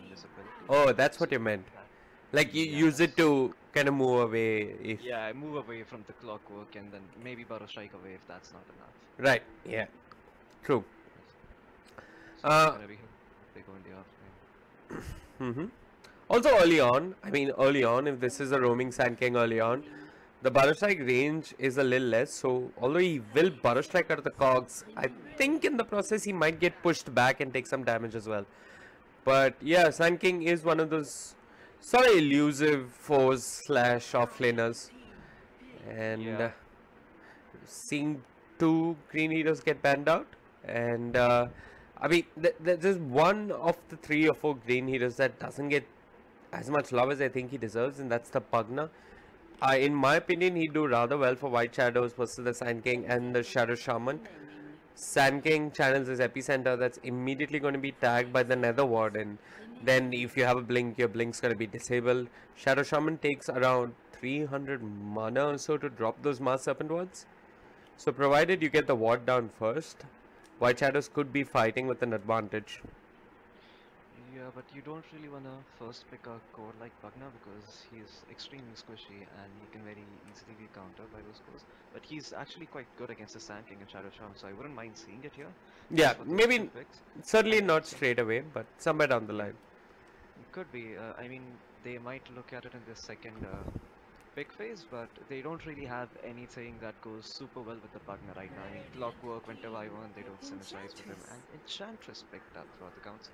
So looks like that is this is confusing to me because of late Enchantress has been being played as a core, and the Pugna pick response by White Shadows who's super good against the Enchantress.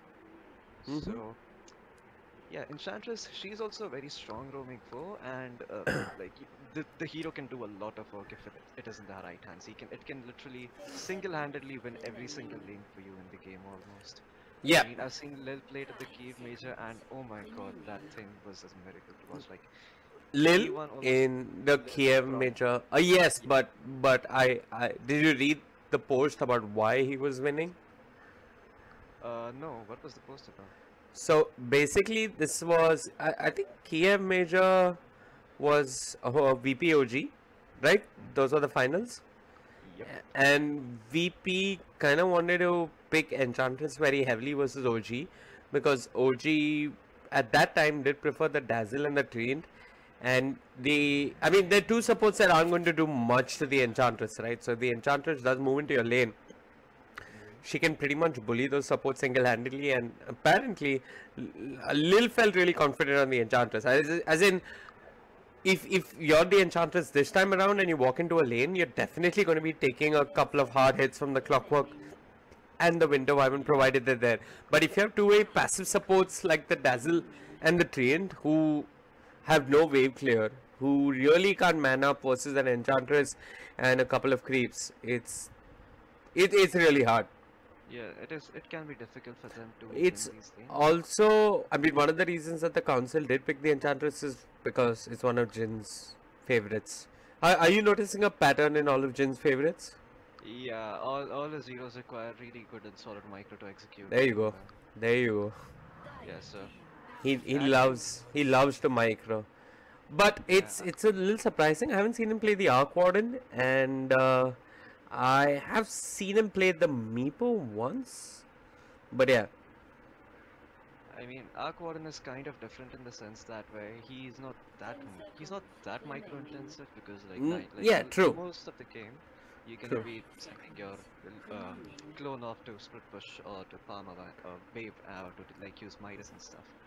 But interesting picks coming out from the council here. So they opted for the sniper. We don't see that very often. And White Shadows is spawned with the Bloodseeker, who is potentially quite good against the sniper. Once the dire lineup falls a little bit low, that is the council, he can just rush in and just slash that sniper to death and chop his head off.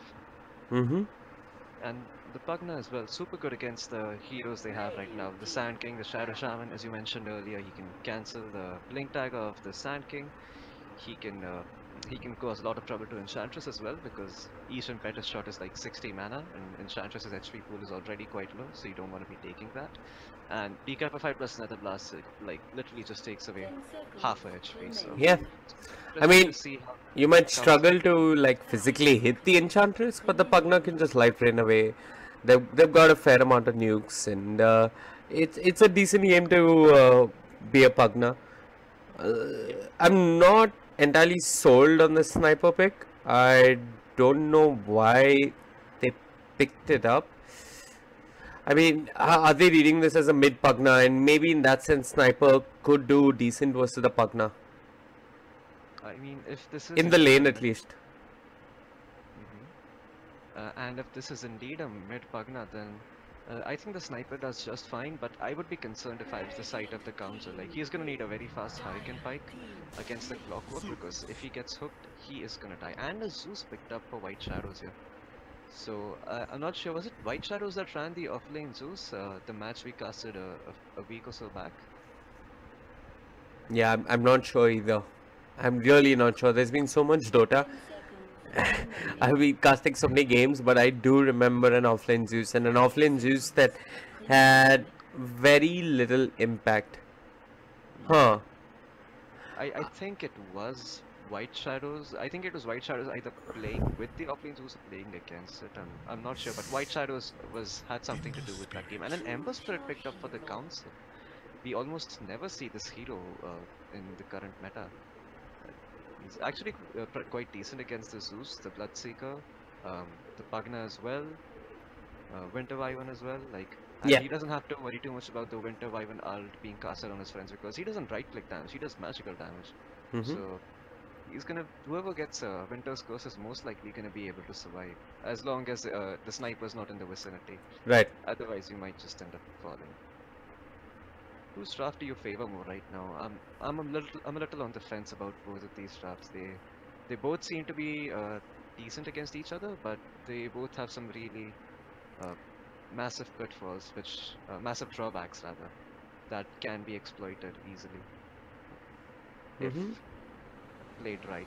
So I think if White Shadows, they get a good start on the Clockwork and he hits level 6, life gets really hard for the council. But on the other hand, if the council manage to get a few kills off and control the lanes very well, they can just translate that into pushes and everything, and it's gonna be a hard game. So a lot is gonna come down to who plays the early game better, White Shadows or the council, and I'm curious to see what works out. Yeah, I mean, this patch, which is thankfully ending soon enough, has all been about the battles of the 4 positions, and yeah, White Shadows, and as well as Jin and the Enchantress. I mean, the Clockwork and the Enchantress, it's going to boil down to them in the laning phase. For now, Honolulu does get a couple of good wards off.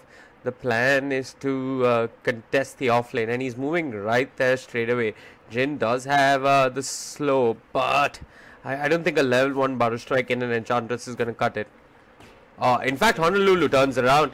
The Arctic Burn is there, so they're slowing down the Sand King. There's the Butter Strike to run back to his own shrine. Snacks holding on to skill point.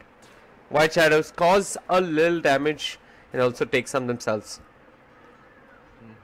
So yeah, this is the offlane Sand King, as we talked about earlier. And the Enchantress is going to be roaming, it looks like. She already has a smoke and a pair of boots.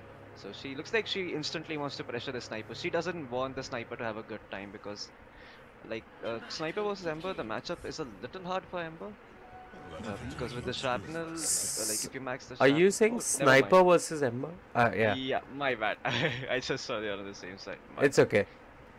Yeah. So, versus Ember. Yeah, so it is an offlane Pugna. I'm okay with this. I'd rather have Pugna in the offlane than Zeus in the offlane. Yeah, definitely. Pugna, he also has the boots, but I think this Pugna is gonna have to be very careful about where he goes, because if he gets shackled, he's most certainly dead. Yeah. And I mean, the trick is to be far away and just leech how much ever EXP you can. I agree with you. It's gonna be interesting to see what timing the rain, like at what time the Ember Spirit gets his raindrops. Raindrops are potentially very good item against Zeus if you use it right. So I think you can get them only at the 3-minute mark, if I'm not mistaken. Yeah. Oh no. Yeah, I saw that. That Seeker has salve cancelled. His luck running short. He's gonna call out another salve. It's actually very, very bad for that Seeker here. That's actually gonna hurt his farm quite a bit. Meanwhile, in the offlane, Kachukan Dansala does turn around, does get the Butter Strike and secures first blood on the Bloodseeker. Honolulu might end up going down as well. And in your memory, well, he's trying his best with the Arctic Burn, but he's being controlled with that Butter Strike. Jin scores a triple kill, and this is why, this is why everybody targets Jin when they play against the Council. My goodness. It isn't even 2 minutes yet and he has already taken a triple kill. He had the Hellbait to work with. A slight misplay coming out from White Shadows, the Winter. I once stood there too long thinking he could get the kill on the Enchantress, but he tanked a whole bunch of creeps and just ended up dying. Yeah. Yeah, and I can see why these guys respect Jin so much. I mean, he is an amazing player, man. Wow, that triple. Nothing too much going on the map as of now. The top lane, Justice is doing fine. He's hit his level 3. About to complete his soul ring. 300 gold away from it. Jin's a good player, but Honolulu does manage to bring him down with the double damage rune. He also broke his own cogs so that the Enchantress got pushed back by the cogs and ended up taking a fair amount of damage as well. And that's a lot of gold going towards the clockwork. 376 gold. That's top lane.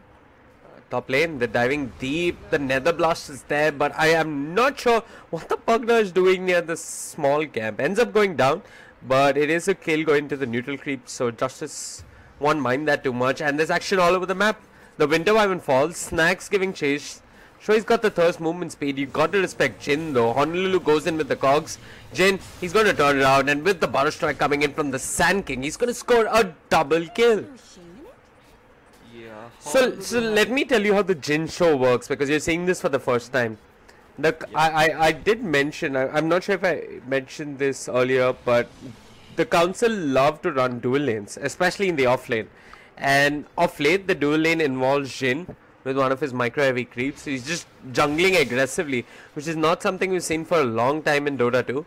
He jungles aggressively, he wins a lane, and from there on he pretty much single-handedly puts the entirety of his team on his back and carries them through. And they're just going again. He's Butter Strike again. I know, they're going to show a little bit of restraint, a little bit of respect. But yeah, that's the Jin show for you. Snacks walks in. What is Snacks thinking? Wow, I mean, I don't know. That was a huge misplay. He cannot afford to do that against a hero like Enchantress. She's already so close to a drum. She's 575 gold away from him. Yeah. I mean, that's amazing. Top lane, Honolulu. He's dived a tier 1 tower. Will manage to bring down the Shaman, but will pay with his life. A kill that's split between the Sniper and the Shaman. I'm not sure that's worth it, but they're trying to run their own aggressive dual lane of sorts. Yeah, and not really effective against the sniper, even though the clockwork is good against the sniper. It's not in the early levels. It's in the when he hits his level 6, you can just hookshot on the sniper and make his life hell. Maybe drop a blood right on the floor if you're the bloodseeker and you're nearby. Look at this, they're going again. I've just left my camera on the bottom lane because Jin as well as the Sand King can't get enough of snacks. The Caustic unfortunately not working in their favor this time around. The Splinter Blast is there and Snacks, he's just getting more stacks of thirst. They're chasing down the Sand King. Snacks, well, he's a little slow but he's got boots. And surely but slowly he will get the kill onto the Sand King. Yeah, he didn't have mana there and he didn't back off. He decided to stick around for a while and Snacks made something out of that opportunity. Top lane, I'm surprised that once the Shadow Shaman was killed... You know what? I'm sorry, Hiraka. You might never get to talk for the rest of the early game because Jin just keeps on going and going. This man has no restraint and he's gone on to Snacks once more. With the Butter Strike coming out from the Sand King, there should be a kill. The Cold Embrace is there. Meanwhile, Justice falls on the other side of the map. Snacks staying alive, but low on HP. He's getting these thirst stacks and the Sand King needs to respect that. Butter Strike number 2 will whiff. Jin wants to go in. He's got the Nature's Attendance, but only 1 point in it.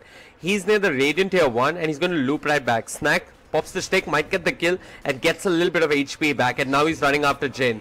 Meanwhile, Dark Knight falls and Snacks, he's still giving chase. He wants the Enchantress. He's, well, he's not got the movement speed anymore. But while all of this was happening, Pugna ended up dying. They lost the Zeus as well. And, yeah, White Shadows did manage to get a kill onto the Sand King. Not too bad. How did the Zeus die? I think, oh, okay, never mind. He went for the 2-2-1 as opposed to the 1-3-1 build, so he can't instantly just pop away flame guard. It looks like he paid for it with his life. Yeah, I'm not too sold on putting points into Arc Lightning early on. Neither am I. I mean, in certain scenarios and matchups, it could work in your favor. I'm not sure if this was where he really needed to put that extra skill point. Look at this, Jin. He's got 2 Satyr Tormentors and there's a Butter Strike on the Winter Wyvern. Look at that! I mean... Double Hadouken. Yeah, double Hadouken. The cogs are there. It's going to buy them some time. There's a Sandstorm coming out from the Sand King and Justice makes a rotation. Jin, I'm looking at Jin. Jin didn't do anything in that fight, but the creeps did all the work. He scores a double and he can go once more. The Hadoukens are coming off cooldown. Snacks, he's outnumbered. Actually, not really. Jin is outnumbered and Snacks is giving chase. The Thundercloud's Wrath committed. The Hadouken coming off cooldown, but the creep has no mana. While Jin, with just a couple of auto attacks, will get the kill. He's running after Honolulu. The cogs will put a stop to this nonsense lane that Jin is running here. Jin doesn't care though. Jin still wants the kill on the clockwork. I mean, they're going again. Kachukan, Dansala has respawned. The offlane shrine is not available, but Honolulu is going to turn around. He did have the high ground, but he didn't have enough mana for the cogs. He's going to run after Jin. Jin has more than enough HP, a windlace. They're going to cut this clockwork, but surely and slowly, the clockwork will fall. The Butter Strike is there. Honolulu though saved by the Cold Embrace. They're turning this around. The courier is AFK while Jin manages to snipe it and turns around for the clockwork. Kachukan Dansala, he's already switched targets. He's moved on towards the Winter Wyvern. Jin, well, he's not got too much mana. A Splinter Blast onto the small camp, but here comes Snacks who's had enough. Drops the Rupture, takes away the unstoppable streak and puts a little bit of sense back to the safe lane. Pugna dies elsewhere on the map, while Honolulu is trying to find a kill in return. He's chasing down Van on the Shaman and he should get this kill. While Snacks gets a double kill. Yeah, and in the mid lane, the Zeus ended up falling again. Okay. So, I mean, when the council plays, we need to make sure that we put forth this request that we get multiple observers. There is no way I catch all of that. Yeah, absolutely no way. I agree with you. And the Enchantress, she kind of overstayed her welcome, but even then she ended up taking 2-3 people down. I'm surprised that White Shadows didn't decide to just completely sack the safe lane, let the Bloodseeker go jungle or something. Mid lane, Ember. Well, he manages to get the pug now. Honolulu watches his teammate die. Kachukan Dansala did miss the Baro strike, and Honolulu feels comfortable turning it around. Dark Knight with a quick burst. Ember, remnants away. The Sand King can turn around in a bit. He has the Baro strike coming off. Cooldown. Does manage to get the Baro strike on the clockwork, but who's going to do the rest of the damage? The Thunderclouds Wrath from Zeus will ensure that the Ember will fall. Sand King, he's overcommitted. He's going to get the kill. Pops the Sandstorm. The Bolt is there, but Sand King, he's out of there. Yes. Slight misplay by the Council. He got pushed back by the Cogs. And he couldn't chain off, so that means that Sand King had to chase for that. Okay, look at this. Jin is diving the safe lane tier 1 tower. Snacks, if it weren't for that thirst movement speed, he'd possibly be dead. He's trying to turn it around, gets the rupture, but takes an impetus to the head. In your memory, wants to fight, didn't get the cold embrace off on the Bloodseeker the last time around. And Jin, he's running with the rupture on top of him. The Nature's Attendants, 3 points in it, seems to make up for the damage he took. Meanwhile, Justice ends up falling. They're chasing the Shaman. It's Dark Knight who's one hit away from bringing down the Shaman. And Van, he's just delaying the inevitable. Ultimately ends up going down. Yeah, you know what? This actually reminds me of VP so much. Whenever Little plays Enchantress, he's never a support. He's the core, man. He gets so much work done. And I mean, this guy, like, definitely not on the same level perhaps, but reminds me of the same thing. Yeah, Jin is phenomenal on either one of these heroes. But there is a certain strength in the White Shadows lineup that we haven't seen just yet. Primarily because both of these heroes haven't been at the same place together. The Decryptify along with the Zeus can do ridiculous amounts of damage.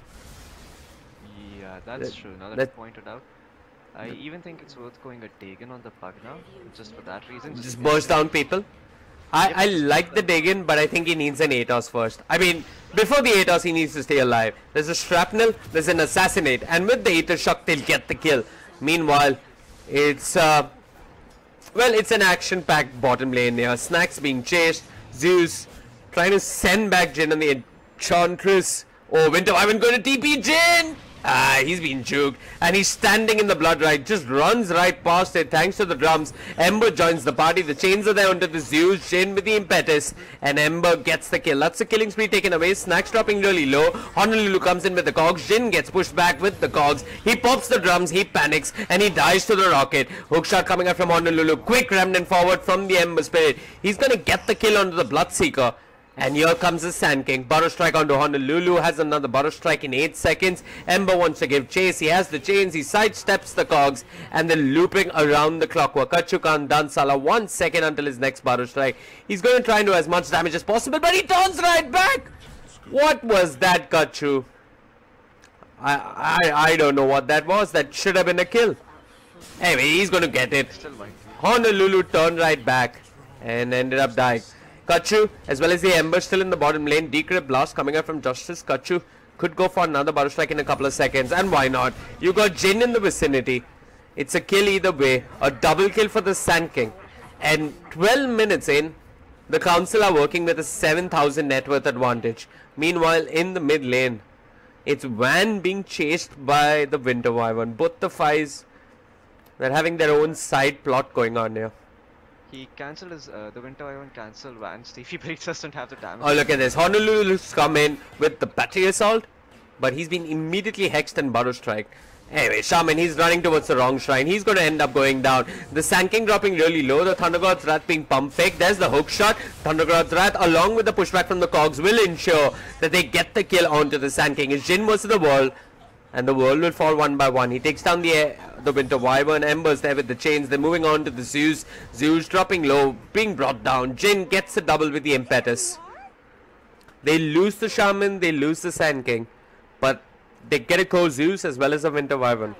The Council are gaining so much of the back of Jin. Do you look at the top lane? The tier 2 tower is gone. The Shadow Shaman, he didn't even commit wards for the first tower. He committed it for the second tower. And meanwhile, all that action was happening, they secured a tower for themselves and like just further enhanced the goal lead, man. Beautiful stuff by Jin. Like, this is so entertaining to see. Yeah, it's... These are the games you want to cast, man. Yeah, the Council have always been entertaining. Both inside and outside the game. They're a lot of fun. They play action-packed Dota. Yeah. And Snacks looks like he realizes that early on he has no chance of fighting against the lineup of the council. Rightfully so, because they've managed to get the lead as we talked about earlier. So he's just gonna go for the Midas right now. So look to come back towards the mid game. There's something working in favor of White Shadows is that the Bloodseeker to some extent can scale. He has a lot of room to scale. With the Midas, he's going to keep farming at a decent pace. White Shadows are pushing back, but they're getting a tier 1, while on the other side of the map, Jin and Van with the Mars Serpent Wands and a couple of skeletons are going to get a tier 2 tower. Yeah, and the mid lane too is being pushed in, so looks like they don't want to give them any space at all. They just want to take the advantage that Jin created and just... Oh, Honolulu goes in. He's got the hook shot onto the sniper. Sniper pushed out of the cogs. If I'm not mistaken, that was his own 4-star. But look at that. Zeus with the damage. That Seeker tagged by the Rupture wants to Remnant back. But 4 heroes on top of him. Manages to Remnant further forward. Drops the chains. Remnant number 3. Low on HP. Low on luck. And finally, he's been brought down. Honolulu will get the kill. They get the sniper. They get the Ember. But the Sand King on the top lane commits the Battle Strike as well as the Epicenter and manages to bring down the Pugna. Honolulu and the Winter Wyvern chasing down Jin. They commit the Winter's Curse. Snacks drops the Blood Right. The Cogs are there as well. This is pretty much a dead Enchantress. And the Sand King without an Epicenter can only watch his fellow teammate die. Yeah, let's have a look at the net worth here and see how Jin is doing. Jin is above the Sniper in terms of net worth. And this is the safe lane sniper, in fact, who had free farm pretty much for most of the lane and just died. That doesn't speak very highly of the sniper, actually. I mean, Snacks with the Bloodseeker was contested, and he's done a lot better in terms of net worth. Meanwhile, mid lane Ember goes in. He does have the chains along with the Sleight of Fish. Snacks pops the BKB, wants to turn, drops the Rupture but dies to the Remnant. Deaths, MOM, 4-staff, wants to give chase, but nothing to really hold the Zeus in place. The sniper, he's done fine, I think, for his lane. I mean, as a sniper, you don't have the ability to flash farm, and there weren't any stacks for him to take down with his shrapnel either. He did go for the Mask of Madness build, however, which means his farm is also going to be fairly fast. Yeah. He's going to be farming, I think, almost at the pace of the Bloodseeker, and we can see that he's only a mere 200 net worth behind him currently at the moment, and that gap is just going to be less and less throughout the game. Ember's done quite well for himself. Yeah, Ember, he got himself a double kill, not a double kill, but he killed the Zeus twice, I think, in the mid lane, and that was all by himself. So that really just propelled his early lead forward and helped Jin do his crazy shenanigans in the bottom lane. And I think the council, the next move for them is to go Roshan. With the right creeps and the Shadow Shaman wards and the sniper, they can very easily do Roshan. I think the plan for the council is to just keep battling down the lane. That Seeker goes in with the Remnants. The Cogs are there, but Jane with the impetus eliminates the Zeus. Honolulu caught in the Cogs. He's got the Blade Mail, but he's being slowed in control from Jane, who's taking a lot of damage to the Life Drain as well as the Nether Ward, and ultimately goes down. Winter's Curse under the Ember, and Death's killing his own teammate. Death's wants to turn around. The Battle Strike, an absolute disaster. They've lost Jane, and Snacks is on the hunt for more. He's running down the sniper. Deaths walks into the Bloodlight, walks right out, but it doesn't matter. Snacks has the damage, and he's going for more. Kachu can't dance, and I'm not sure Kachu can survive. Snacks, though, caught in the chains himself. The cold embrace to keep him alive. Beautiful stuff coming back from White Shadows. They've recovered a lot of the network deficit that they were up against, and now it's their turn to push. Yeah, like I said, this is going to be such an action-packed game. The advantage, they just nullified it right now, all the net worth that they had gained. I mean, nullified, they're up by 2k, but that doesn't apologies. I didn't catch your last sentence. They are up by 2k net worth, but it doesn't really mean squat when... It doesn't. And, I mean, a lot of that net worth is because they've taken down so many towers. So it's not a huge advantage in terms of a single hero's items or any such thing. Also, some of these item choices are debatable. And so are the talent choices. I mean, look at Pugna. He is deciding to go for the Yule Scepter, and for the level 10 talent as well, he decided to go for the +3 mana region. I mean, it's not bad by any means, but in a game like this, you really need the 225. You know what? It isn't bad, but when you have Arcane Boots and a Void Stone, do you really need it? I don't think so. Yeah, I don't think so either. And I feel you're rather self-sufficient.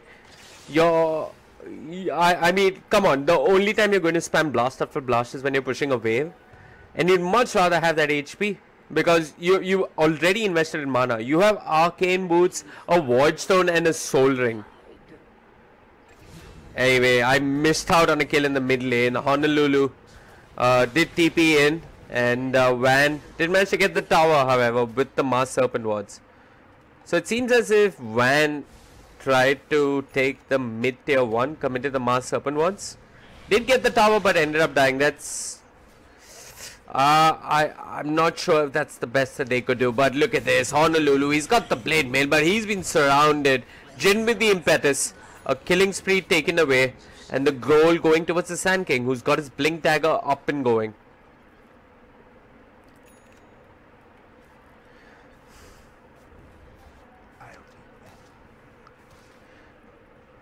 That's on the sniper. He's got the Force Staff as well as the Claymore. Going for the Shadow Blade, which I'm not sure that's such a good idea versus the Bloodseeker. Either way.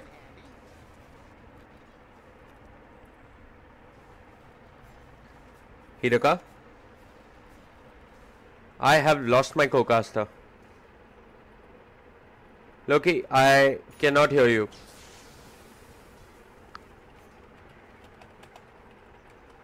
Okay. Anyway, mid lane, back to the game. Snacks caught with the Butter Striker, quick winter scores, and look at them go. Jin almost kills his teammate. Honolulu will get the kill with a hook shot, and Snacks is chasing for more. He's moved on to the Sand King, and he's moving on to Jin, who's been tagged by the Rupture. Is running around like a headless chicken, and headless chickens bleed and die very quickly. A double kill for Snacks. 3 heroes brought down from the side of the council, and that early game momentum and that push that they were working with suddenly comes to an abrupt halt. They might get the kill on the Pugna. I mean, they might, but they're not even getting that as well. Honolulu wants to move towards the bottom lane. He's got his blade mail complete. He can loop around Deaths, but Deaths does have the Force Staff. And yeah, Honolulu's going to ensure that the sniper falls back. Ember though on the side, low on mana, can't jaunt towards the Remnant, has been silenced by the Blood Rite, and Snacks brings him down. It's an unstoppable spree on the Bloodseeker. The net worth deficit only at 1,000 gold. White Shadows, they've clawed their way back into this game, and they're ready to push a tier 2 tower. And why not? I mean, I'd ideally hope that the Pugna was with them so that he could spam the Nether Blast. Oh, the Sand King's gone in. There's a quick Butter Strike, a hook shot onto Jin. The Cogs onto 2. Jin managed to Force Staff himself. The Winter's Curse cast by the Winter Wyvern, but the Epicenter will ensure that the Zeus ends up falling. He's actually been denied. They're going in for more. Snacks does have the Shadow Blade, so he's just going to get out of there. They lose the Zeus. They lose the Clockwork. And they're not going to be too pleased with that.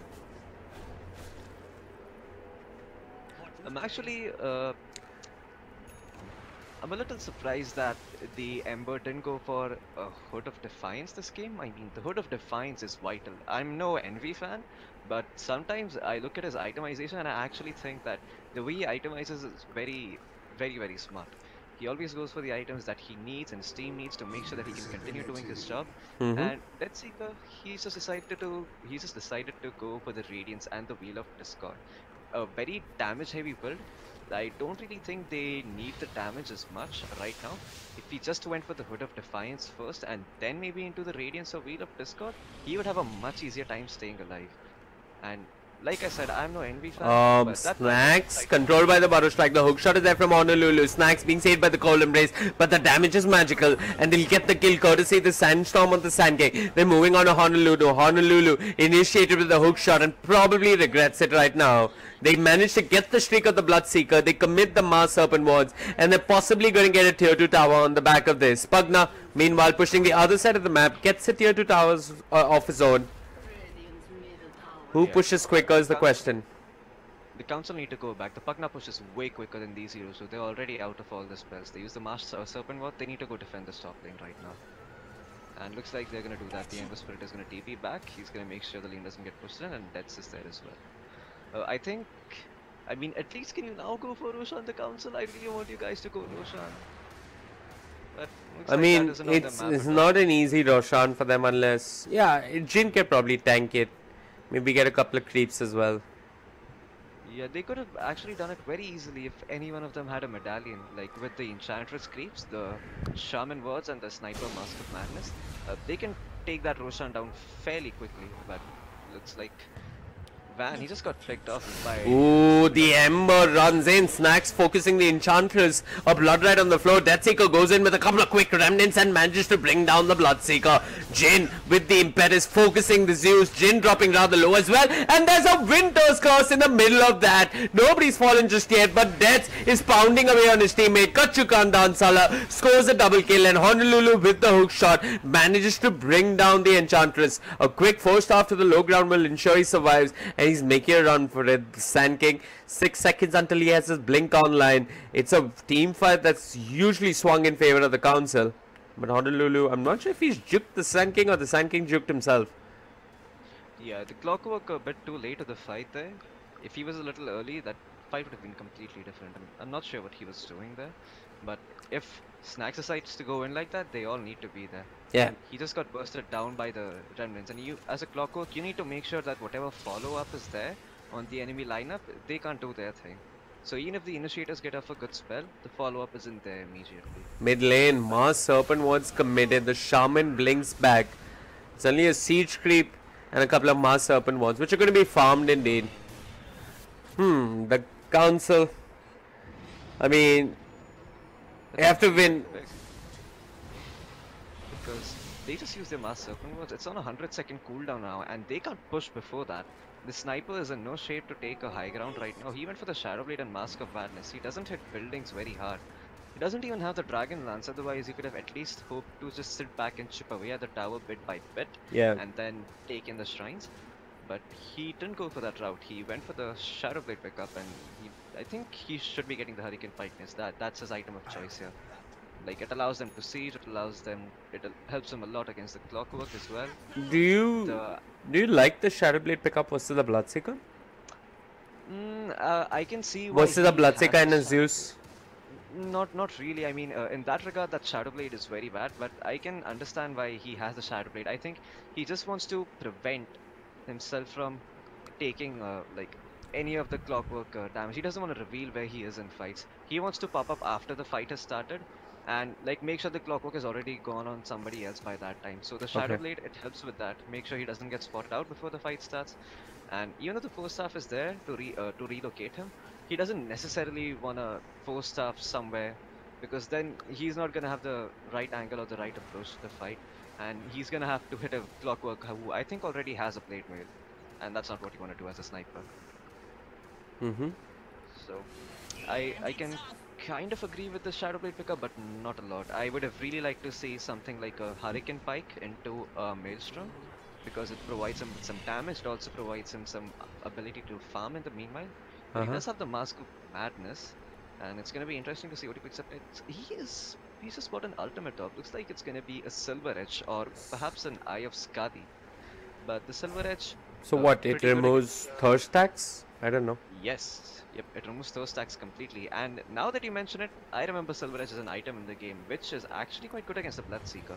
It also lowers your damage output by 50%. Yeah. So you can hit the Bloodseeker with the Silver Edge, be ruptured, and take 50% less damage for 6 seconds. And that's actually huge if you communicate that. And the Bloodseeker, I mean, if he has the Blood Rage upon him, he's going to be taking increased damage as well. Yeah, exactly. So I can see. Oh, top lane. Pugna's going to take a lot of damage, but Honolulu with the hook shot from downtown. Make sure that the Pugna stays alive. The Nether Ward on the floor. A rupture onto Jin. They want the Enchantress. The Nether Ward doing its thing, but it's being focused by Deaths and taken away. Justice managed to go down to the Ember Spirit, and here comes the epicenter. It clears the creep wave, while Snacks clears up Jin. Van in the trees, but look at this. Snacks has bigger targets in mind. In fact, he's absolutely utterly confused. His team is dropping on the sidelines. He'll drop the Blood Ride, which is going to ensure that he gets the kill onto the Sniper, but the Mars Serpent Wards along with the Shackle will ensure he falls. Honolulu trying to bring down this Ember Spirit, and maybe with the Zeus and the Earn Charge, they'll eventually get him. But look at this. Zeus pops the Flame Guard, manages to bring down the Clockwork. The Clockwork's Blade Mail ensures the kill on the Ember Spirit, while Zeus cleans house and manages to bring down the Shaman. It's a fight that swung in favor of White Shadows. The gold going heavily in their favor. What was that fight? It was all over the place. So the Sand King whiffed his epicenter. It hit onto absolutely nothing. It hit a little bit on the Blade Mail Clockwork, which helped him in his own demise. He couldn't get the Baru Strike off, so that was unfortunate. If he could have gotten that off, he could have prevented that long and scrappy team fight. But he was silenced by the Blood Rite, so well played by the Bloodseeker Snacks on that part. And then Bloodseeker, once he ran out of his BKB, he decided to run again into the Shaman, who already had his wards, Shackle and Hex up. He arrived a bit late to the party, so he should have known that this is not a Shaman that you want to go up against when you're out of BKB.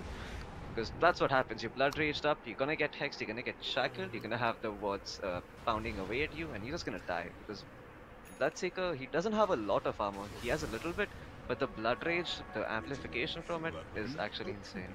And Shin has dominated a small Centaur creep here, the one which gives you magic resistance. That can actually work out very well. If he dominates multiple of those, he can probably effectively lower the damage output by White Shadows by, I think, 20%? Yeah, by at least 20% if he manages to get 4 of those creeps from those Centaur camps. Or maybe he should have just gone for a pipe. Anyway, he's going for a BKB. He could have gone for a pipe, but when you're the aggressor on any lineup, you really don't want to build items like pipe and stuff. You want to be the ones initiating. I agree, but when there's so much magic damage on the side, how can you be an aggressor if you end up dying like that? Yeah, that's where Eternal Envy playstyle comes in. He makes sure that his team has the items they need to make their lineup work, and that's where the Pipe of Insight on the Ember Spirit might have worked if he decided to sack the early Veil of Discord. I mean, he could have still gone for the Veil of Discord, pretty decent item. Oh, bottom lane, they've gone in on the Pugna, Blood Red on the floor. Pugna needs to stay alive. The Netherward is there, they have vision, and look at them go. They've drained his life, they've bought him down with the Thunderbolt. Back lines, Honolulu's gone into Jin. Well, he's caught in the cogs, he's trying to stay alive. Elsewhere, the Ember Spirit's already fallen. And Snacks, he's got his BKB. He's running like a race car while Jin is killing his own teammate. Sniper dies to the Enchantress. Snacks needs to be careful. Van blinks in. He has the Hex, but White Shadows is right behind it. They're going to hopefully get the Shaman in response. In your memory, doesn't have the Cold Embrace for a bit. A Clockwork dies for the Shaman. And Shaman, I mean, he ensured that the Bloodseeker ended up going down. He ensured that the Clockwork ended up going down, and White Shadows are going to ensure that they get a tier 2 tower as well. Okay, so that was a funny thing to watch. Winter Wyvern, he outplayed the council a little bit by using his first kill Arctic Burn to take the tower down. But Shaman, he was quick on the counter. He used his words to deny the tower, so he has some pretty sick stuff coming out there. Last fight, I want to talk about it a little about what the Ember Spirit did. So the Pugna used himself up, bought himself a little bit of time while he was getting gone on by the Ember Spirit, and for some reason the Ember Spirit thought it's a good idea to triple remnant the Pugna when the Bloodseeker had BKB, and as soon as he did that, he was out of mana because of the Netherworld that was there, and he just got absolutely like slashed to, I don't know what the right term is, but yeah, he just got cut to that by the Bloodseeker. He needs a defensive item. He really needs a defensive item, or he needs an item like Blink Dagger where he can come in and wait for his team to follow up, and then maybe when it's a good time to jump in, triple remnant and burst someone down.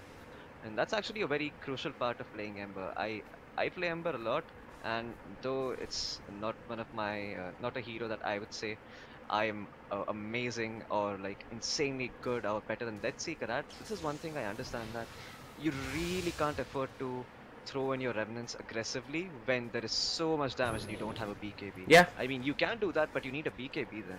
Right. You need some way to stay inside the fight once you commit heavily into the fight.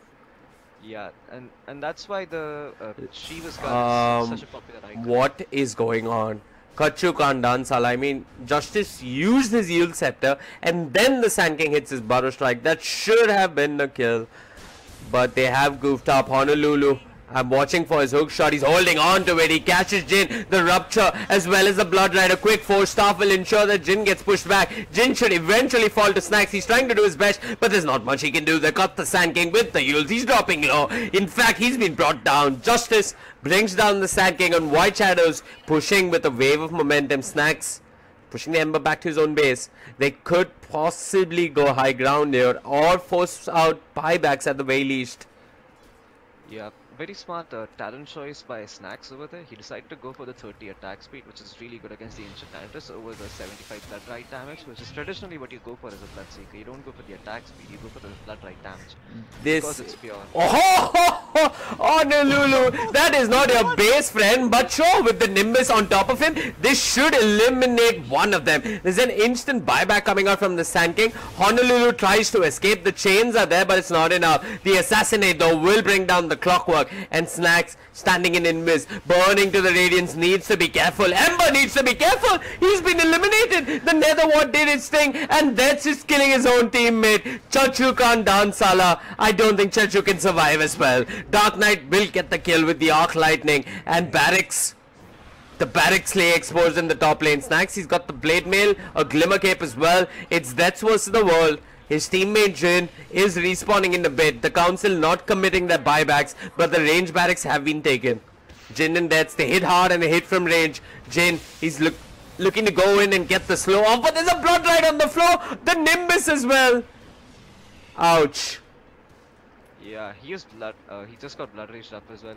They realized that's the thing. Okay, Justice. Come on, that's not your base, but he has the Yule Scepter. So White Shadows are definitely baiting out a lot of spells from the Council, but I think it's safe to say that they need to retreat for now. Yeah, they definitely need to.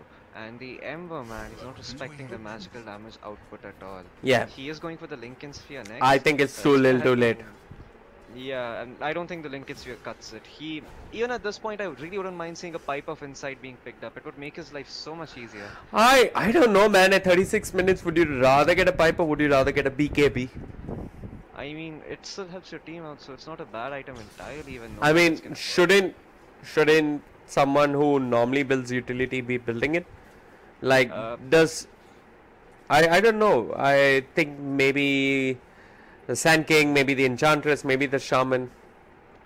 Yeah, but none of them were going for those items anyway, and I doubt you ever gonna have the farm on the heroes like that. I mean, definitely you want to see those items. That Seeker's gone in. My God. That was so fast.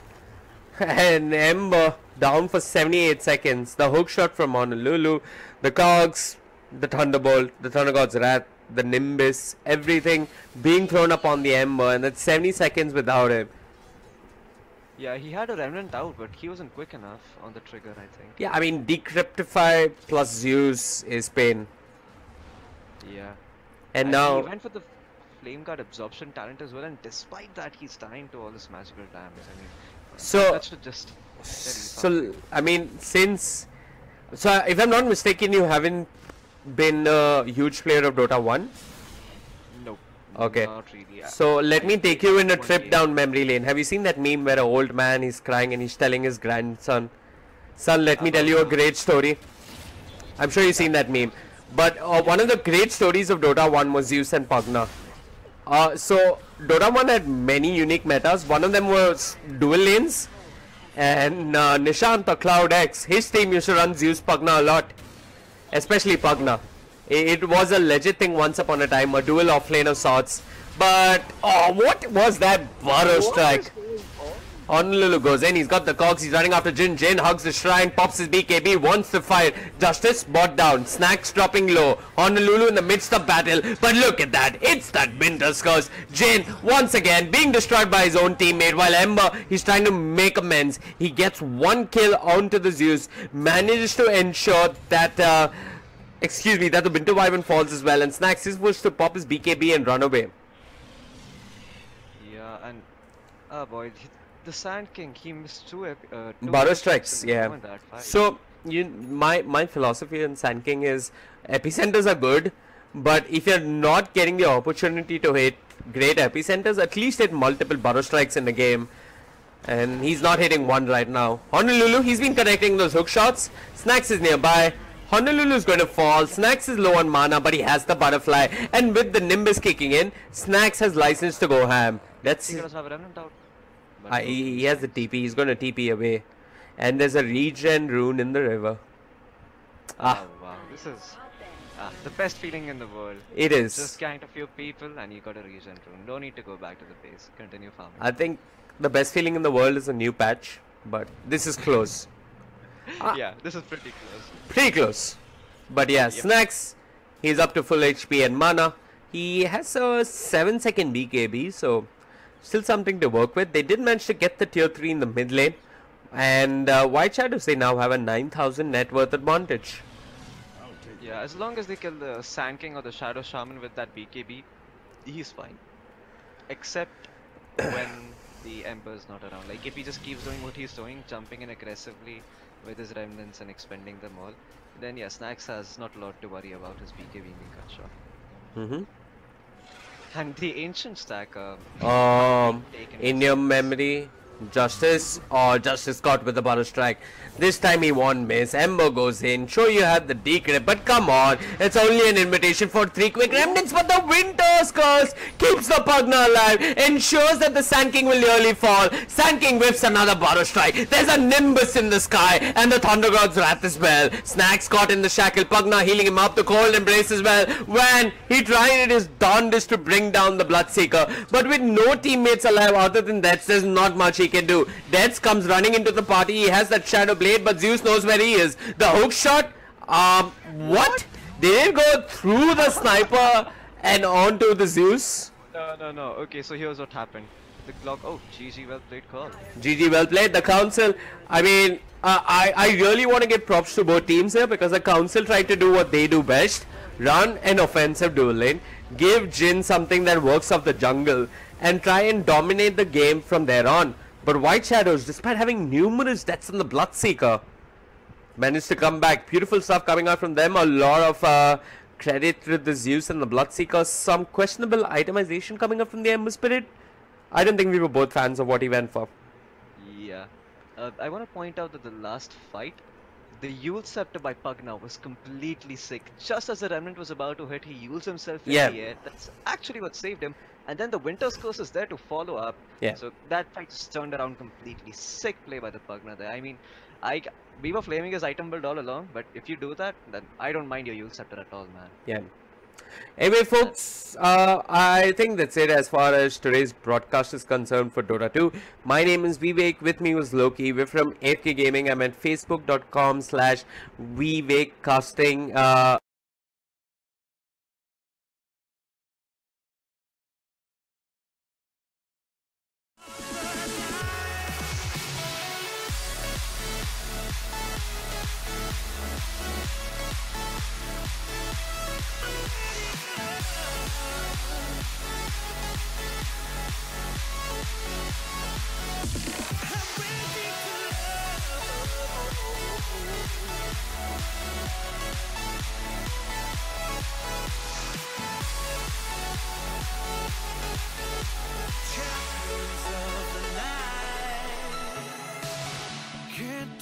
If we're dreaming now, we watch as the fire falls down.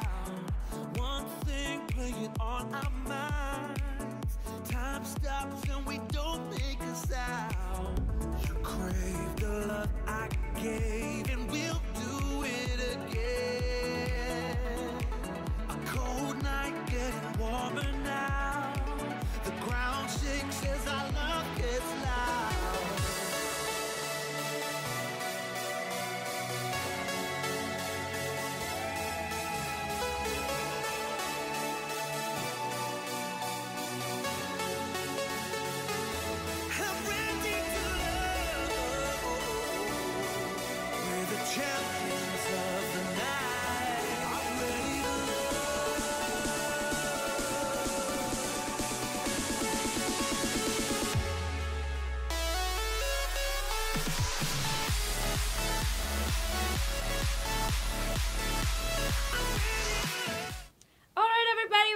come to an end to today's stream of the ESL India Premiership. If you guys have missed out any games, you want to check them out, you can head out to the YouTube channel. You can also follow us on our ESL India Facebook page to get notifications when we go live with all our amazing games. We're not going to be having games tomorrow, sadly, because it's a Wednesday, but we're going to be back to your screens on Thursday at 6:30 p.m. IST with more of Clash Royale, Dota 2 and Counter-Strike. I hope you guys had a great time watching today. I'm Angela, host, and this event is brought to you by Omen by HP, Zai by BenQ, HyperX, and organized by Nordman Gaming. So take care, good night, and keep gaming.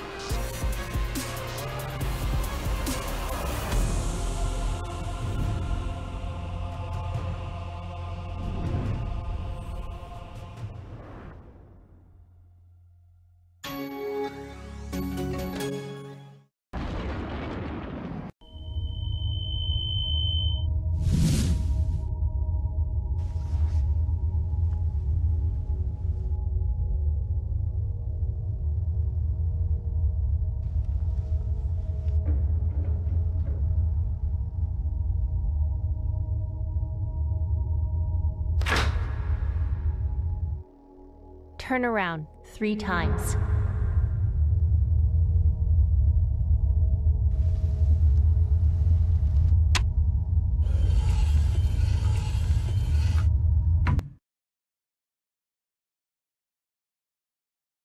Start shooting.